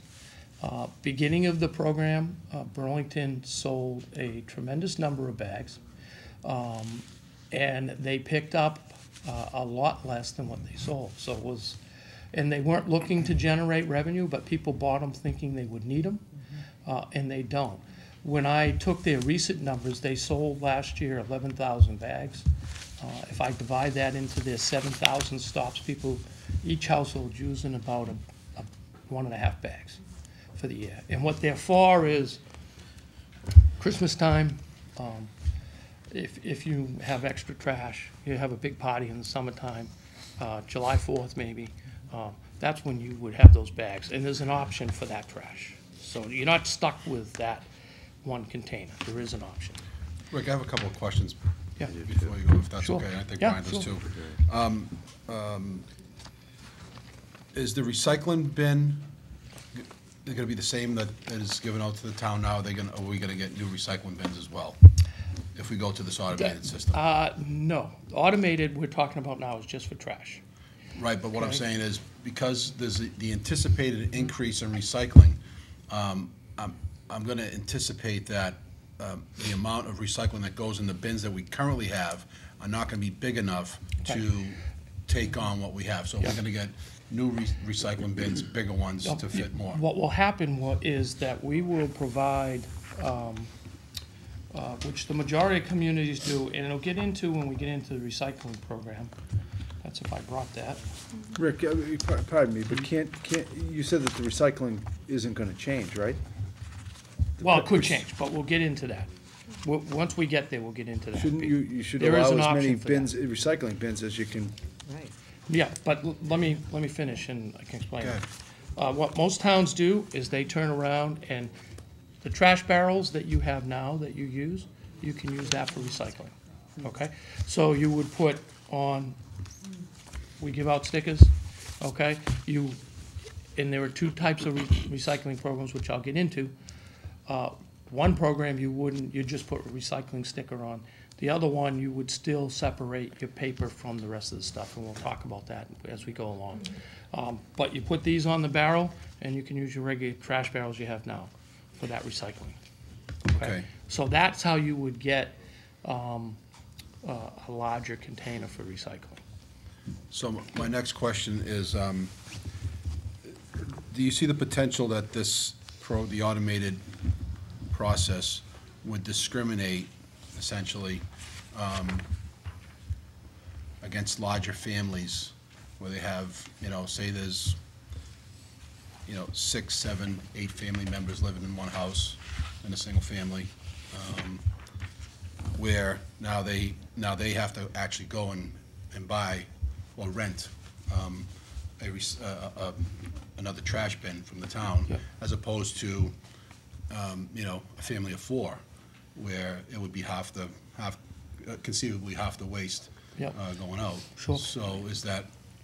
I guess it's how you look at it. Is it the discrimination on the 4 family who pays a higher price because of the large family? Okay, you can look at that both ways. The other thing is that there are large families like that. There aren't as many as there used to be. They're much smaller homes, but sure. I mean, if you have a family with 8 people in the household, you may need a second container, but you may not either. Okay. But I guess it's how you look at the discrimination. Is it against the people with 4 or against the people with 8? Okay. Brian? You asked a lot of my questions. I have just one comment. The 64-gallon container is huge. So I have a big barrel and it's 48. So 64 is large. So Right. There are 64s and 96s. The 64, the bottom of the container is roughly the same size as your trash barrel. What it does is as it goes up, it widens out a little. So I think that's a good thing, and that's why whatever we're all thinking of in our heads, that's a big barrel. Yeah. Then I noticed that on your bulky items, it says they get collected on Fridays. Right. That suggests to me that there's an extra run of a truck, or is there a different schedule? I mean, if my trash gets picked up on Tuesdays, but bulky items on Fridays, you're telling me there's another Right. truck We running. would do bulky items by appointment. Oh, by appointment. Okay, yeah. So they make an appointment and the truck would come in Oh, and pick got it. that up. Okay? Roll. What happens with the bulky items, the things that we put outside now, the couches and the chairs? What happens with this system? Every Friday, we would arrange appointments to go pick those up. So you would call up and say you had a couch or a chair. So you have to make arrangements to Right. do that? Correct. Okay, and we would come and pick, and they would go around the entire town and pick all of those up. So that's just an extra burden for the town? No, not really, because. Yeah, and I'll- because you're gonna Yeah.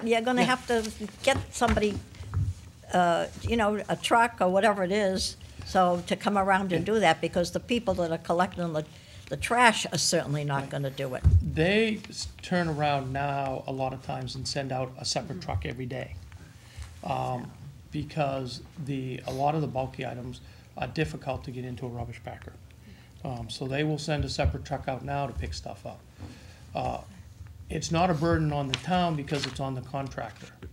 And once I get into the numbers, you'll see it doesn't have any impact on us. Okay, I'll wait till you finish. I have a lot of other things I want to say, but I'll wait till you finish. Very briefly, I have a lot of family who lives in Lowell, and they do the pay-as-you-go. You buy the bags, and the bags are blue that you can't buy anywhere, so, you know, you can't cheat. And all my in-laws said it is amazing how the recycling increased and refuse decreased because people were careful. Right. And I think that's part of it. We're not as careful. In Wakefield, it is incredibly easy to throw whatever you want into the trash. And when you are forced to do it, because you might have to pay extra, and it might, whatever it might take, it's amazing how in Lowell, they said, it just went right down. Yeah. So I think whatever change we make is a good change, environmentally and just money-wise. Yeah. White goods would remain the same as it is now, the last full week of the month on your regular trash day. CRT TVs would be picked up the last full week of the month. There would be no fee greater than the current fee charged. Right now, you're paying $20 to have that dropped off, or you drop that off at Nahat Street. Now we're gonna pick it up at your doorstep, okay? So I think that's a real positive, that you don't have to, you know, I get calls all the time about people that still have these old, gigantic TVs, and they have no way to get them down to Nahat Street and drop them off. So that's a positive. There may be some route changes if we went automated, and that's more to make the routes more efficient, because some of our routes are heavy on the number of units, and we could shift some of that around, but we'd look at that with the contractor. Contractor would be responsible for replacing any damaged containers, and there's a 10-year warranty on the containers, and at the end of the 10 years, the town owns the containers. Does that include if a squirrel chews through it? Huh? Yeah. Some general comments. I listed at the top some of the communities that are doing automated collection. And I have another 8 or 9 in the folder here. The purpose of the ones I listed is really to show that it's not just a rural community. You know, there are cities there. So you have a Medford, a Lowell has gone to automated. Then you have Cambridge, you have towns, the Tewksbury, Burlington, Billerica, all the way down to Hamilton. There's a large cross-section of towns there. Because I know a lot of people will say it's not going to work with snow and all this. It's done all over, and it's growing fast in Massachusetts. When I was up in Canada last year in Quebec, it's done up there as you drive along. That's what how they collect their trash. We have the ability to improve efficiency of our current program with an environmentally friendly approach. Automated collection is more efficient, there's no question. It's safer, and it's cost-effective. We would implement an extensive education program if you decide tonight to go with automated refuse collection. And the target audience would be? Would be everybody in town, okay? Anyone who's gonna be part of the program, we're gonna try to get into grade schools, get into the senior center, all over the place, a lot of publicity, because we need to get out as much information as possible on that.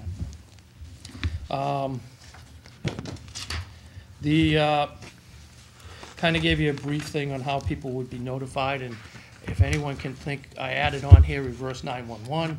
If anyone can think of anything else, we would certainly add that to the list, because the more the better. The fun part, the dollars. Currently, our current refuse collection contract is $658,752 per year. And that's just collection, that does not include disposal. Over 5 years, that's $3,293,760. Our new contract, let's say you decide to stay with conventional collection tonight. That contract will increase over the next 5 years, $10,000 and change. Not a lot of money for the collection, but we'll look at some other numbers in a little bit. Automated collection will go down to $613,596 for the first year, and we would save, over a 5-year period, $100,668 for that 5-year period, going with automated refuse collection. We estimate that we would have 955 tons of new recycling, and that's a very conservative number. I think we can do better on that. That would generate a tipping fee savings of $60,719 that we would not pay to our disposal site. Conventional collection is $23,000 and change, less than our current contract the first year. And the automated collection is $45,000 and change, less the first year. And I mentioned the over the 5 years what you'd save with automated. If you go to the next page, and this is where the recycling component comes up, we asked for prices on 3 options. Conventional collection, which we do now, and which is you sort the waste at home. That cost would be $238,000 a year. Single stream manual being that they would use a rubbish packer. You would get you could use your trash barrel or whatever. You'd throw paper, cans, bottles all in one thing, and they would dump it in the truck. That's $227,000 the first year. That's a $10,000 difference between conventional and automated single stream, where we would buy a barrel to give out to the community. Unlike refuse collection, automated single stream recycling, the cost of that contract goes up substantially by over $100,000 the first year and beyond, and as you continue on. Why? One, they're buying the barrels. The savings isn't there on the recycling side, because what you have on a recycling truck now is one person. So you're not saving that second person. Okay? Now you have to buy that automated truck, which costs more. So it's costing them more to actually do that operation, because they don't have the savings of the person.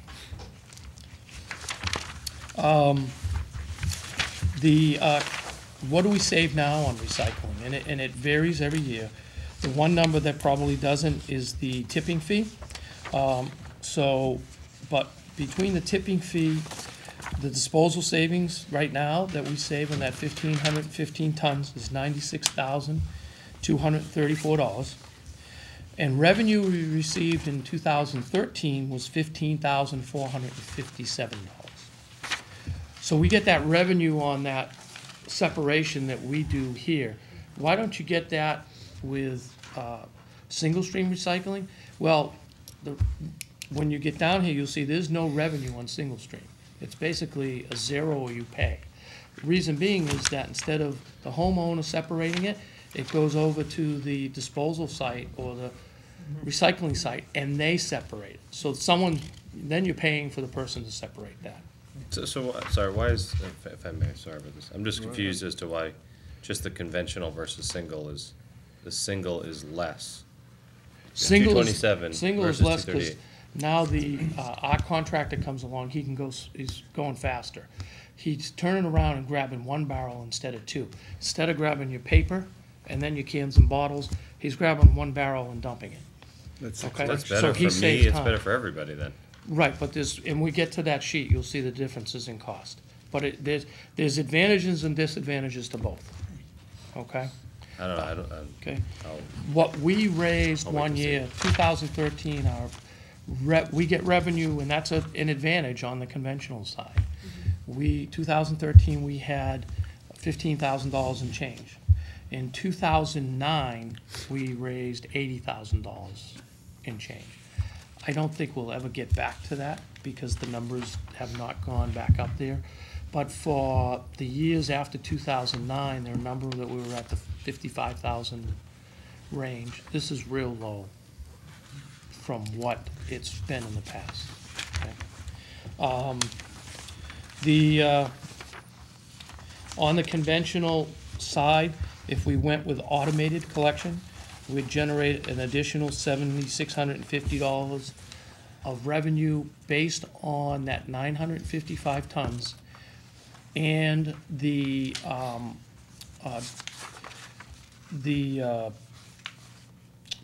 2013 revenue we received. So we use that number. So the only thing that will probably happen is we would go higher on the revenue side. That's a good possibility. But we used the lower number for our comparisons. So you'd have a annual savings, and this is everything. This is what we do now with the new of $180,150. So that's, just- if I can just, the makeup of the, sorry about this, just, I want to be clear. The 180 makeup is the difference in the collection costs, the additional revenue from the expected increased recycling, and the lower tipping or disposal cost because we're collecting less waste. Correct. All right, so all three of those items make up the 180, Yeah, 150. the 180, and it includes that number up above, that 111,781. Right. Okay. Yep. Single stream manual, and I put automated here, but really single stream manual is what we're talking about because it would be too expensive to do automated. Generates more recycling but less revenue. Okay, how much more recycling? I've been told by most communities that do it, it doesn't generate a lot. Your extra recycling comes from automated refuse collection. The estimated increase, refuse disposal savings, obviously 60,000 again. And under this option, we would lose 23,000 in revenue based on the 2013 numbers. So the total estimated savings would be 157,000.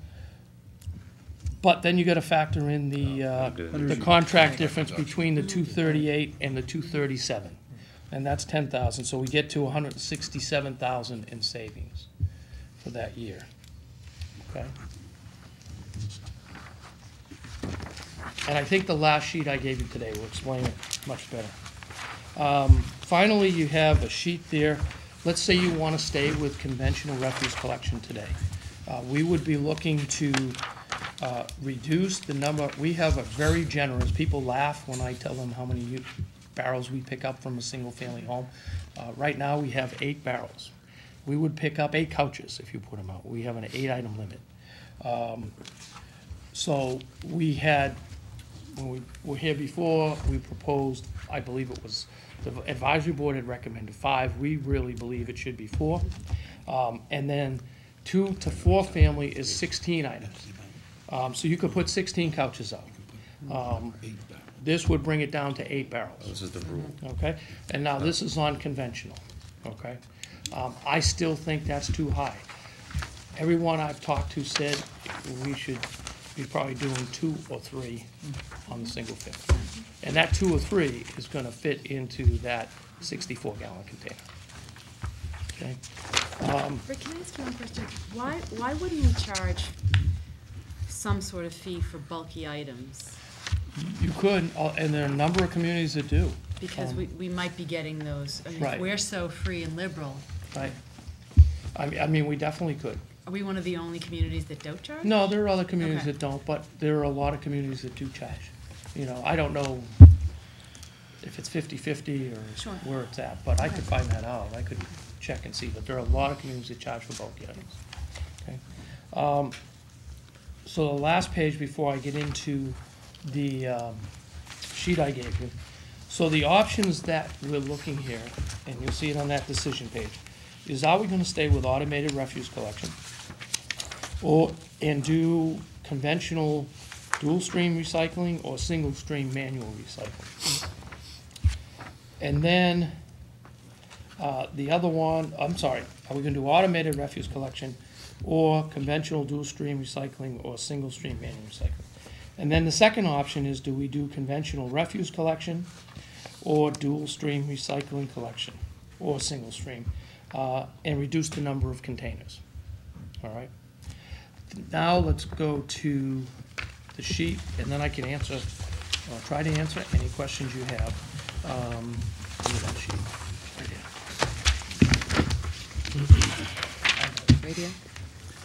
Okay, here we go. The top half of the sheet, if we stay with conventional refuse collection and conventional recycling, over the next 5 years, our increased cost will be $259,000. If we go Over with. 5 years. So you mean just the expected contract increase, whatever?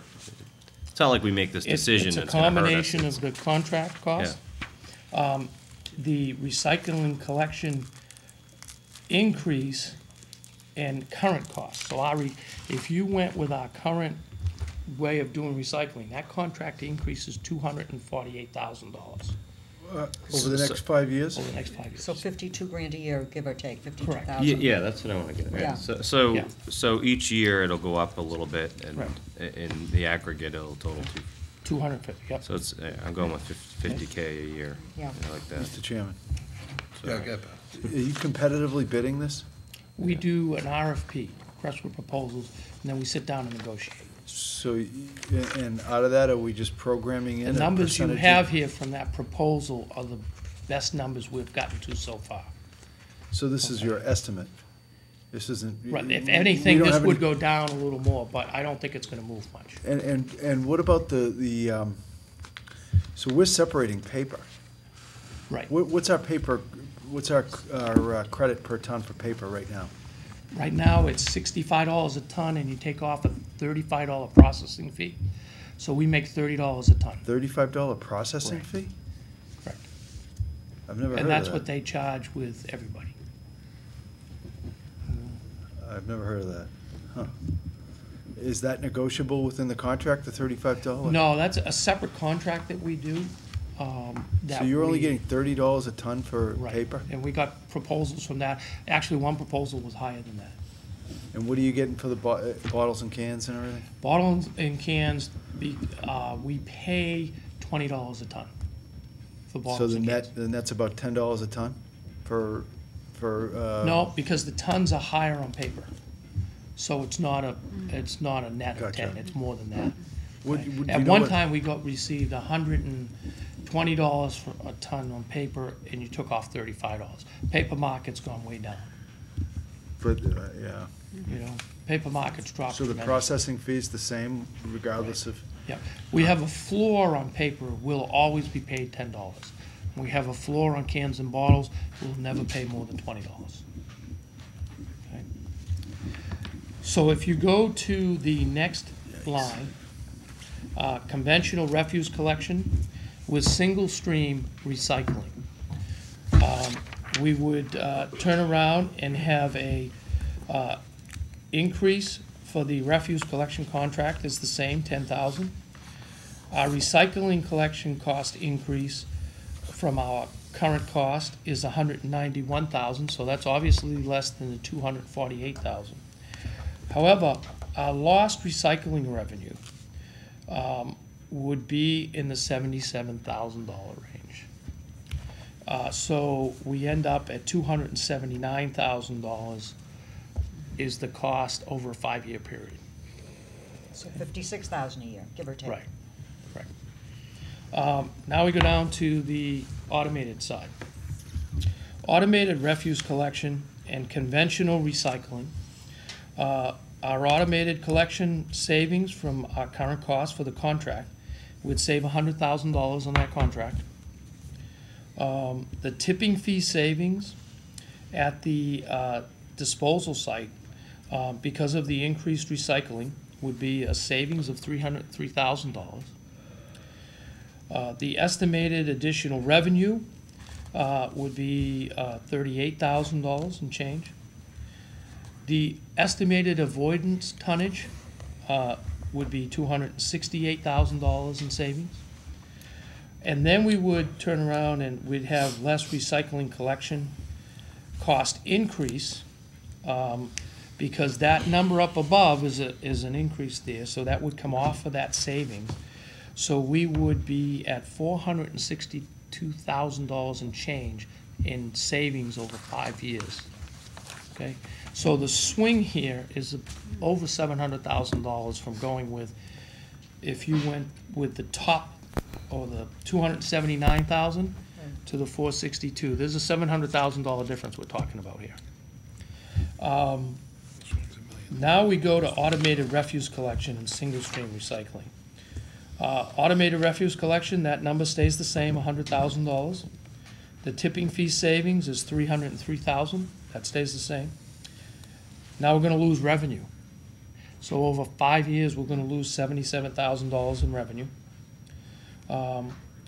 The estimated additional avoidance tonnage is the same, the savings. And the recycling collection cost increase over 5 years is that $191,000. So what we would save with automated refuse collection and single stream recycling is $404,000 over 5 years. And I think our numbers are conservative, so I think we can do better than that, but I went on the conservative side for that.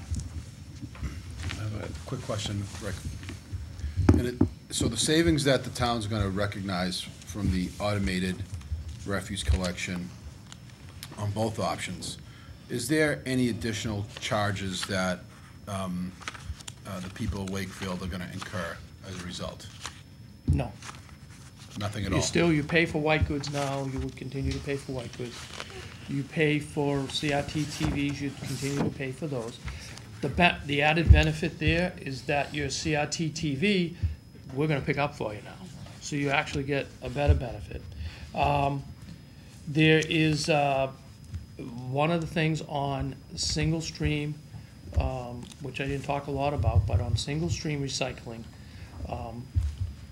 basically what you get right now is a zero. There's no revenue there. You could pay money because it all depends on the commodity prices and what they are. And it tends, every now and then, you'll get a little bang for your buck. At the end of the day, from what the people I've talked to that are doing single stream, it comes out to zero. You make nothing at the end of the day. Well, what about the cost for holiday and special events? That's all the same, that doesn't change. That's the other part of our budget. Nothing changes there. We don't pay anything now for that, though, right? We wouldn't pay anything, well, we pay holidays, trash. You're talking for a resident or for the town? For a resident. For a resident, if you need, the only way there would be a cost is if you needed those bags. Holiday and special events. Right, yeah, okay. So Now, that would, remember, so there would be an yeah, added cost to right. the And I go citizens. back to Burlington, which sold 11,000 bags last year. And if you divide their number of stops of 7,000, it's a bag and a half per household that was actually used. But, Mr. Chair, I think a lot of that holiday trash is probably recyclable. Yep. People don't take the time to recycle. You know, they just put it in a big trash bag, the Christmas paper, whatever else. So it probably wouldn't equate to that much more, but If you go automated, the goal is to get people to recycle and get rid of the trash that should not be in the trash stream. I'm just trying to determine whether or not it's gonna cost the citizens of Wakefield additional funds out of their pockets that they don't have to pay now. I can give you my opinion based on what I do every year. Probably the majority of the year, I'm gonna put out that one container. I'm gonna buy probably 10 bags up front and store them so I have them. And if I use 2 or 3 a year, it's probably a lot. Now, I'm a small family. A bigger family might do more with a potty. Just to your point, I'm kind of in favor of the single stream recycling, even though there's it's not as good a deal, so to speak, for the town. I'm thinking about all the folks who own barrels that aren't free, right? Now, what you've told me is rather than rendering them basically useless, they can actually use them to just dump all of the recycling in, which is actually kind of more convenient than having to sort, right? Just dump it all in there. You can reuse the big barrel. If you just bought one for $80 at Home Depot, it wasn't a waste. Now you've actually have a use for it. So, and personally, I'd love to get rid of those little barrels, the little recycling things. Those are a pain. I have 5 of them. That's very good. Yeah, but they're a pain. They're just always overflowing and all that. The idea of having one big recycling barrel, I think it's wonderful. That alone will encourage recycling. So, I'd be in favor of the single stream manual if we did the automated, just because of that. It's actually going to save people from, rendering their barrels useless. They actually have a purpose. Betsy? I live for trash day. I do. Anybody that's been to my house knows. And trash and recycling day is like, a high holiday. Yeah. I am the complete antithesis of a hoarder. I ditch everything. I wouldn't buy 10 bags in advance for a lot of money. But my concerns are not necessarily financial. I know those are very important. I'm very interested in the environment to begin with. So sometimes money doesn't matter. And these are more environmentally positive, I guess. My question is, my rubbish day is Friday unless it's a holiday, which it becomes Saturday. My street is not a wide boulevard, all right? There's snow piled up. I'm looking at the reality of the Northeast and what we have to deal with. I'm wondering how many people, if they filled this 64-gallon thing, it could be heavy, it might be difficult to transport from point A to point B. Now, I know that's not 365 days a year. I understand that, all right? But I'm looking at the street having been plowed, which was fine, I have no complaints about it, but it's not as wide as it normally is, obviously, because it's snow piled up. I'm wondering about the logistics of it and the difficulty and other sides of this. I understand the financial thing. I know you have to bring that to us. I understand that. And I understand and I agree with the environmental side of it. But I'm worried about the practical logistics of getting the trash from my shed out to that road. Sure. And I'd move mountains to get it out there. But I may not be able to do it, I personally, or someone older, or someone unable to function at 100%, let's say, regardless of age, all right? I'm thinking of these things, do you know what I mean? And the logistics of it. I think it's a great thing. It probably works very well in Florida. I'm sure it works well in all of these communities. But I don't see Lawrence listed there, and they probably don't have it. They have probably the narrowest streets in Massachusetts. And I'm worried about that, Rick. I can tell you that these communities here have had a great deal of success with it. You have Medford, Burlington, you have Lowell. Everett is, I don't know, I can't remember if they're doing a pilot program or they're fully into it now, which has very narrow streets. Cambridge. Cambridge. They're all getting into this. Well, With Cambridge that, would. I will turn it over to Carol, who lives in Medford, and has both automated recycling and automated refuse collection. So she can explain her Betsy, we're experience. very similar. Trash day is the happiest day for me. It is for me, I'll tell I you. do trash patrol. Sometimes I'm late because I'm doing trash patrol, because I take the trash out. As do I. I have never had a problem with my toter except last week when we had the freezing cold weather. I had to really tug on it to get it out, but it's easier than taking the barrels out because the wheels work beautifully. The 12-inch wheel works well in the snow.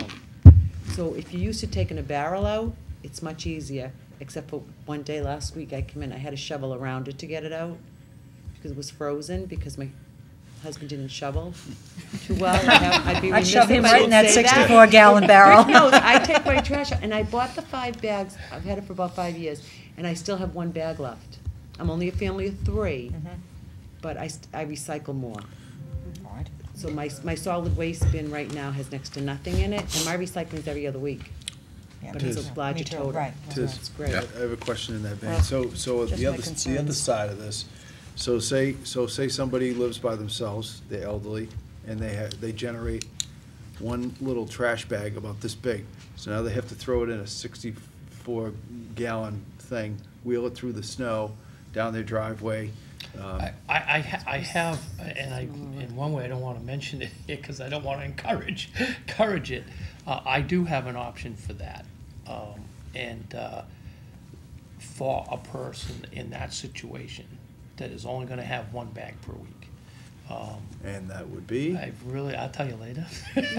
Oh, The reason being is this, I do not want to encourage it for the fact that You wouldn't be leaving the thing out there all week. people move, and then the next person coming along will keep that container. Okay? And so you really want people with 64-gallon containers. What in I every worry household. about is people are gonna leave their containers down the end of the driveway all week and just throw the trash in No, I it. haven't seen that. I know, but you know what I have to say on that, though? You could have just one bag, but you can also not bring it out every week because it's so airtight. No, I've never had an animal, I've never had flies, nothing. People just like to get rid of their Yeah. trash. And No, that's true. I also, I'm just going back, Rick, I do this in commercial buildings in Boston, the very same thing that you're doing. And people's behaviors are the same. If I just we leave two bins, a trash and a recycle, people don't pay any attention. But once we went single stream and we promote it, and we advertise and we push, you're saving this many trees, you're doing this and that, people's behaviors change. And sometimes if you force them to do it, they don't like it, but they'll do it. And in this case, this would be forcing people to change. Right, exactly. The most economical way that I've found is, or the best bang for the buck is negotiate your best paper price, because that's what the real commodity is paper. Paper's been as high as $120 a ton. Long time ago, Well, not recently. 3 or 4 years ago. We it was, get, it was 100, hold on, it was like 100-something a ton.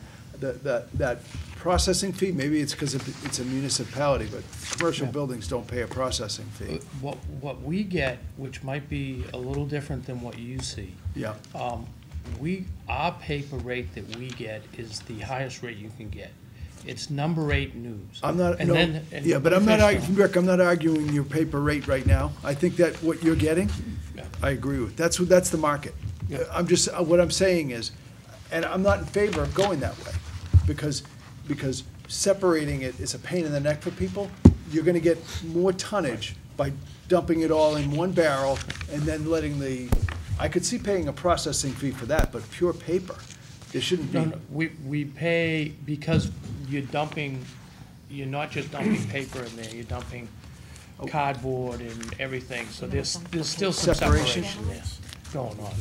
Okay. There's still separation. Then that makes sense. That's But why we- you'd pay a separation fee, I Right. understand. But you're also paying a haul charge, So you don't have to correct? vote. Well, our collection contract Okay, is I'm still lower not in favor of this. because of we do the revenue thing. That was really the only trepidation I had was on that, on the $35 a ton separation or processing fee. That seems extreme, and I would think, especially if we're going out to RFP. Is there a list of approved contractors you have to use? There's only 2 recycling facilities around that will take municipal residential recycling. And what our paper rate is based on number 8 news. Most people get number 6 news. Number 8 news, you get a higher price. But when our number 8 news is not a traditional number 8 news, and that's part of the reason of the processing fee. Number 8 news is real good quality paper. Our number 8 news has number 6 news in it, has number 8, has this kind of trash. So there's separation in doing that. So we get a high rate, but we also have a processing fee. I agree that the single stream is the way to go. And as much as it's difficult to change, I agree that we have to do something with regard. But I am very interested to hear what you have to say, because I think the concern that Betsy brought up, and I think that Phyllis is going to bring up, is real. Elderly people have to be considered with snowbanks that we're seeing and ice. You have to shovel your driveway. Thank you very much. You brought up the thing No, about. I know, I know, didn't. I'm not saying I'm that. teasing you. You're concerned for elderly people. First you have to shovel your driveway, then you have to roll this hulky thing down the driveway and put it in place. I think I'm concerned about elderly people. Okay. And I will say this, and I know Phyllis wants to ask a question, but I I don't actually wanna- had a resident call back 2 years ago who was mid-80s to 90 years old. Said she could not push that container around, and I guarantee you winter's a different story. And I asked her to come in, and I filled it up with trash and put it in the conference room and said, see if you can move that. And she had that rolling around the conference room better than most people would. Because it is, the way it's balanced and stuff, it's easy to tip back, to roll, and it moves pretty easily. Phyllis. But that's not winter either, so. I know you're chomping. I know you're chomping at the bit over there. I just want you to know, no matter what happens here tonight with the voters, I am not voting. My vote will be no for this. There are too many people in town. We've been discussing this a long time. There's people like me, people who have their barrels way in the back. They're going to find it very difficult. I watch the people around town now, and when you talk about recycling and everything and doing more of it, I think this town does one of the most fantastic jobs for recycling. And I do not think we have a problem, and I don't think we will make any more money recycling. I really don't. And the fact is, we all have these barrels now. People have bought a lot of barrels with the wheels on them already that are convenient. And then you talk about buying these bags for $10. You can go now buy bags like I have. I don't want to push one of those big, heavy, bulky things out. It would be too difficult for me. And my driveway's on a slant, and there are many other people like that. And the barrels that I have now, I buy my own trash bag. I put them in, I do everything that's proper, you tie them up. With these things, you're putting all that trash in there, you don't know what they're gonna put in there, trash, garbage, smell, whatever it is. So, I've been dead set against this, even when we talked about it, not me, but when it was brought up before.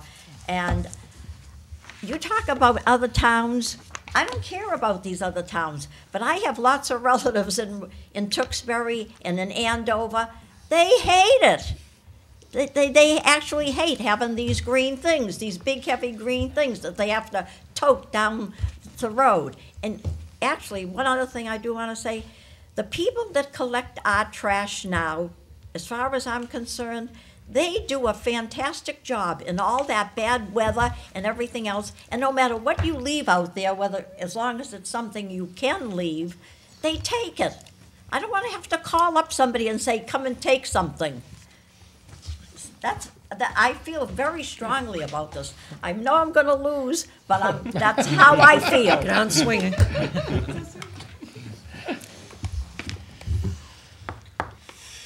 Anybody else? All right, so I guess we could probably go down the list and go motion for each one and see where we land. So the first motion would be to approve the conventional refuse collection and with the conventional recycling.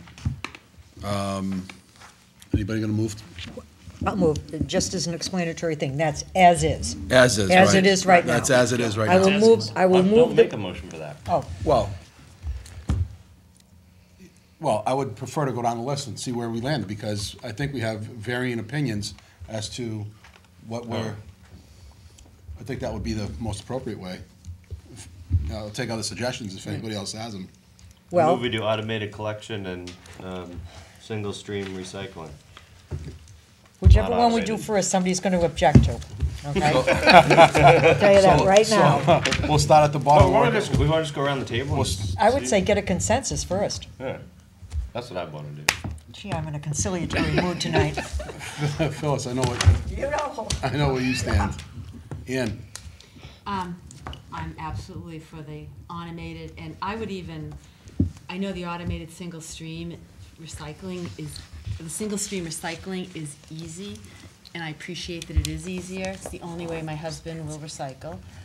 But I think we start out that way, and if people get into it, then we can look into perhaps recycling a little bit more aggressively. But yeah, so I am for the. So you're in favor of the last option? I'm in favor of the automated and This single one stream. here. Yeah. Automated, No, the last one. Last Automated one. refuse collection and the single stream Yes, I am. recycling collection. Oh, okay, I thought you, yeah. Right. Paul? all right. I'll go along with the single stream automated. Last one. Pat? I tend to agree. Automated, single stream. I'm with Phyllis J. Hull. I voted against it the last time it came here, and I'll stick with the conventional for this year. So I'm up here with Phyllis. I'm automated, single stream. Brian, So the motion would be for the automated refuse collection with the single stream recycling collection. So moved. Moved by Brian, seconded by Second. Ian. All in favor? Aye. Aye. All opposed. All opposed? The two. I couldn't say it. I just couldn't say it. Thank you, Rick. But I did. You know what I mean? What can I say? Sherry, did you get that? I did. Not all of it, I hope.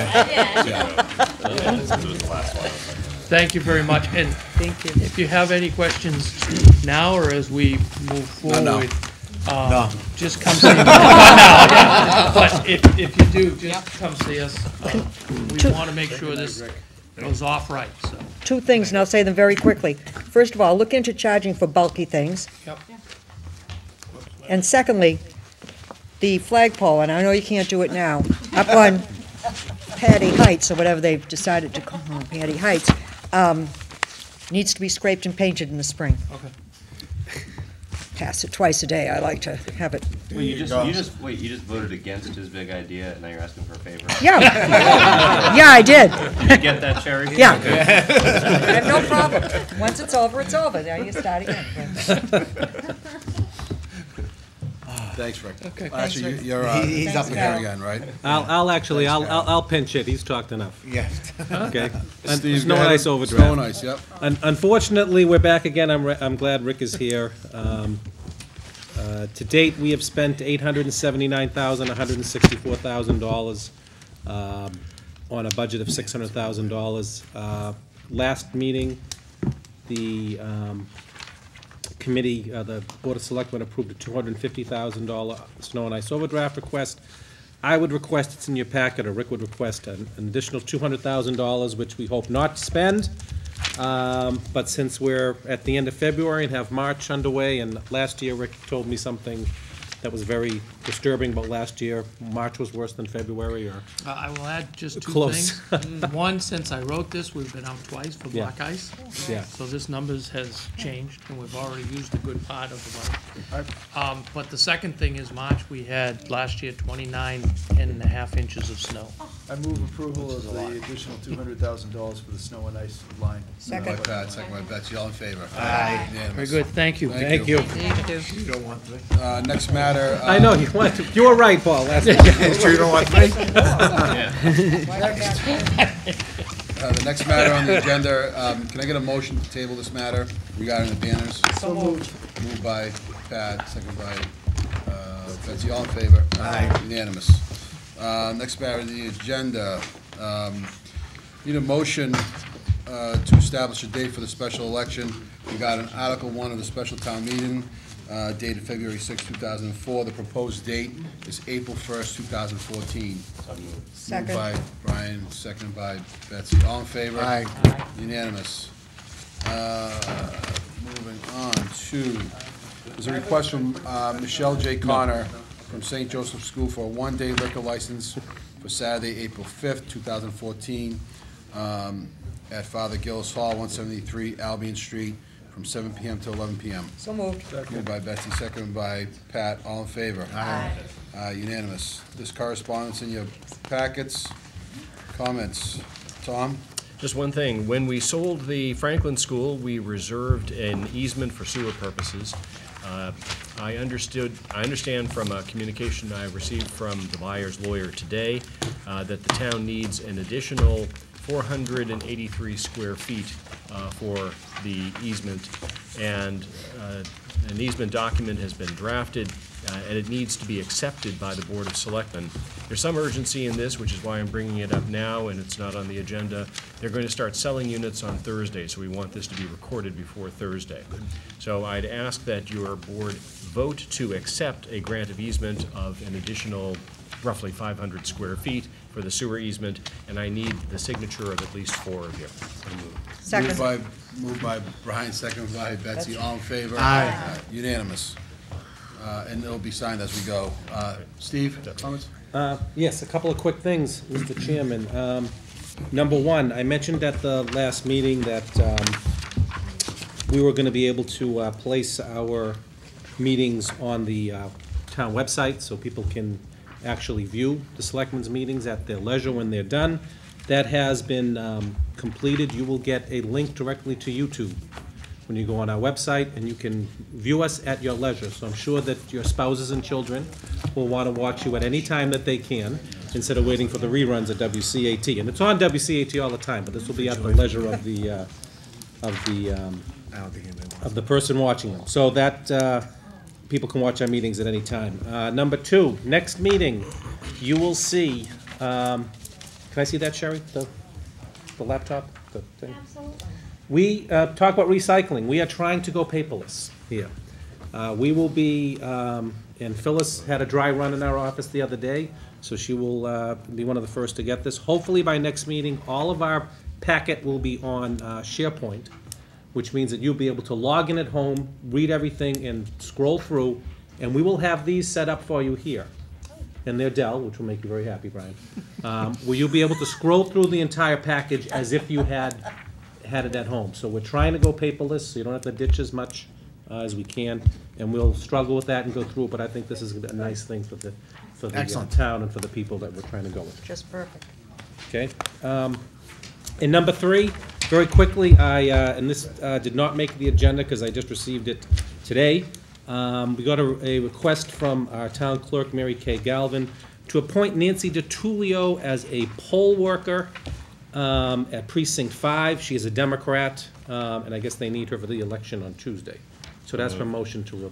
Moved by Brian, second by Paul, all in favor? Aye. Unanimous. Thank you. Thank you. That's it. Phyllis? I had my say. Thank you. Mr. Chairman, through you, I would like for this board to consider if they could ask the town administrator to do a little research on whether or not it would be feasible to hire a part-time employee to work on social media regarding the town and its sites, whether it be the town website or whether it be a Facebook site, which a lot of other communities utilize right now in getting information out to people in multiple facets. So if the board so wishes, just to... Steve, if you can investigate that, and absolutely. I think in the alternative, maybe contract that out if that's something that could be done as well. I'm not sure if that's up to an option, but up to the town administrator's option, as far as that's concerned. The other thing is, right now, is the event committee has been planning a Shamrock Festival this year, and it's a Just Fest. It will be fashioned after the South Boston Irish brunch that they have, similar in manner, with a little bit of political humor to be had. Tickets went on sale officially today. They can be had at Smith Drug. They are $20 a person and 2 for $35. It's a great day. Harrington's is doing a full brunch for us. Casterbridge Union will be performing the music. Paul D'Angelo will be a comedian for that afternoon. A great event set up for the all to enjoy. So with that, sir, I'll move on. Thank you, sir. Pat? Yeah, it is, I'm running my 3rd Boston Marathon this year, once again for the American Liver Foundation. I'm having an event upstairs at Harrington's Friday evening, March the 14th. All are welcome. All the proceeds go to fight liver disease. I'm running in honor, again, once again, of a young woman who lost her battle to liver disease, who grew up in Melrose. Her name was Miss Laura Lenahan. She's a very well-known family in Melrose. And if anyone wants to donate online, they can go right to the AmericanLiverFoundation.org and go to the Run for Research Boston Marathon and look up my name and make a donation. All the proceeds go for a great cause. Thanks. Thank you, Pat. I'd just like to mention two things, well, actually three. One because of the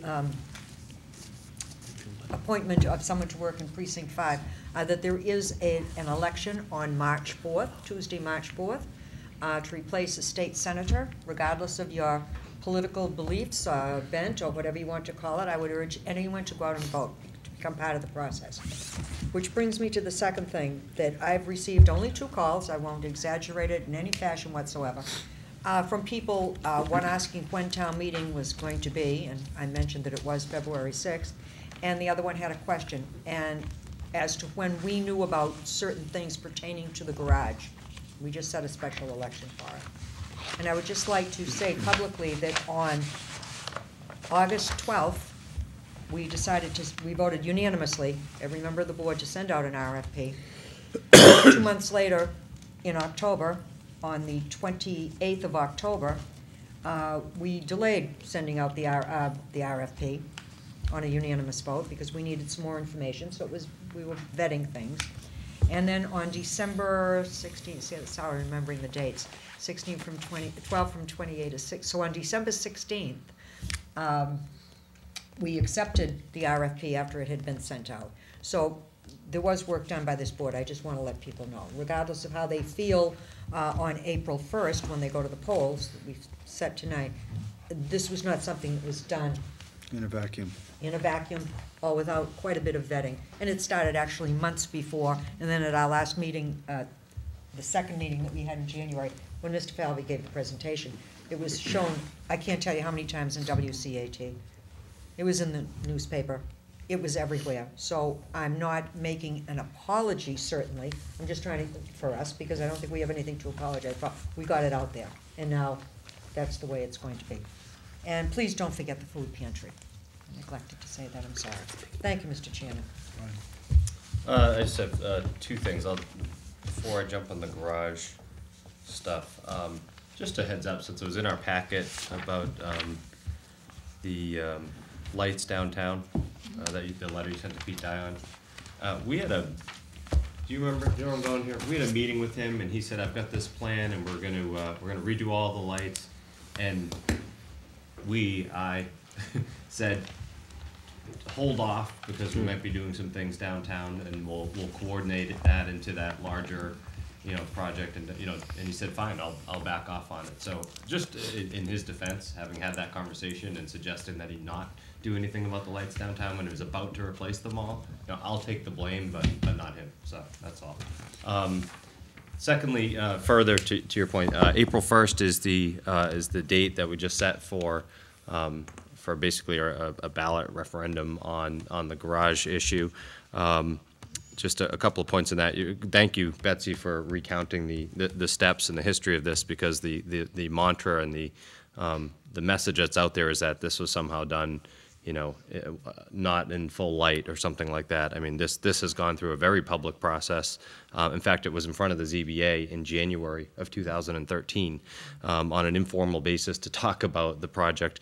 A picture of the garage was on the front page of the newspaper above the fold in full color several months ago. So it's definitely been out there. I think people just kind of missed it this time around. So to that end, because that is a big concern, we're organizing right now a public forum where we'll basically just have an open session, go through the presentation again, and answer questions and give out all the information that anybody needs in order to make an informed decision at the ballot. So, and just one final thought on that.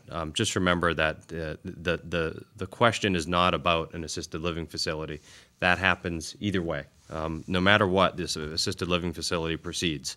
The question is, do we get the opportunity to have a garage built for us as part of it?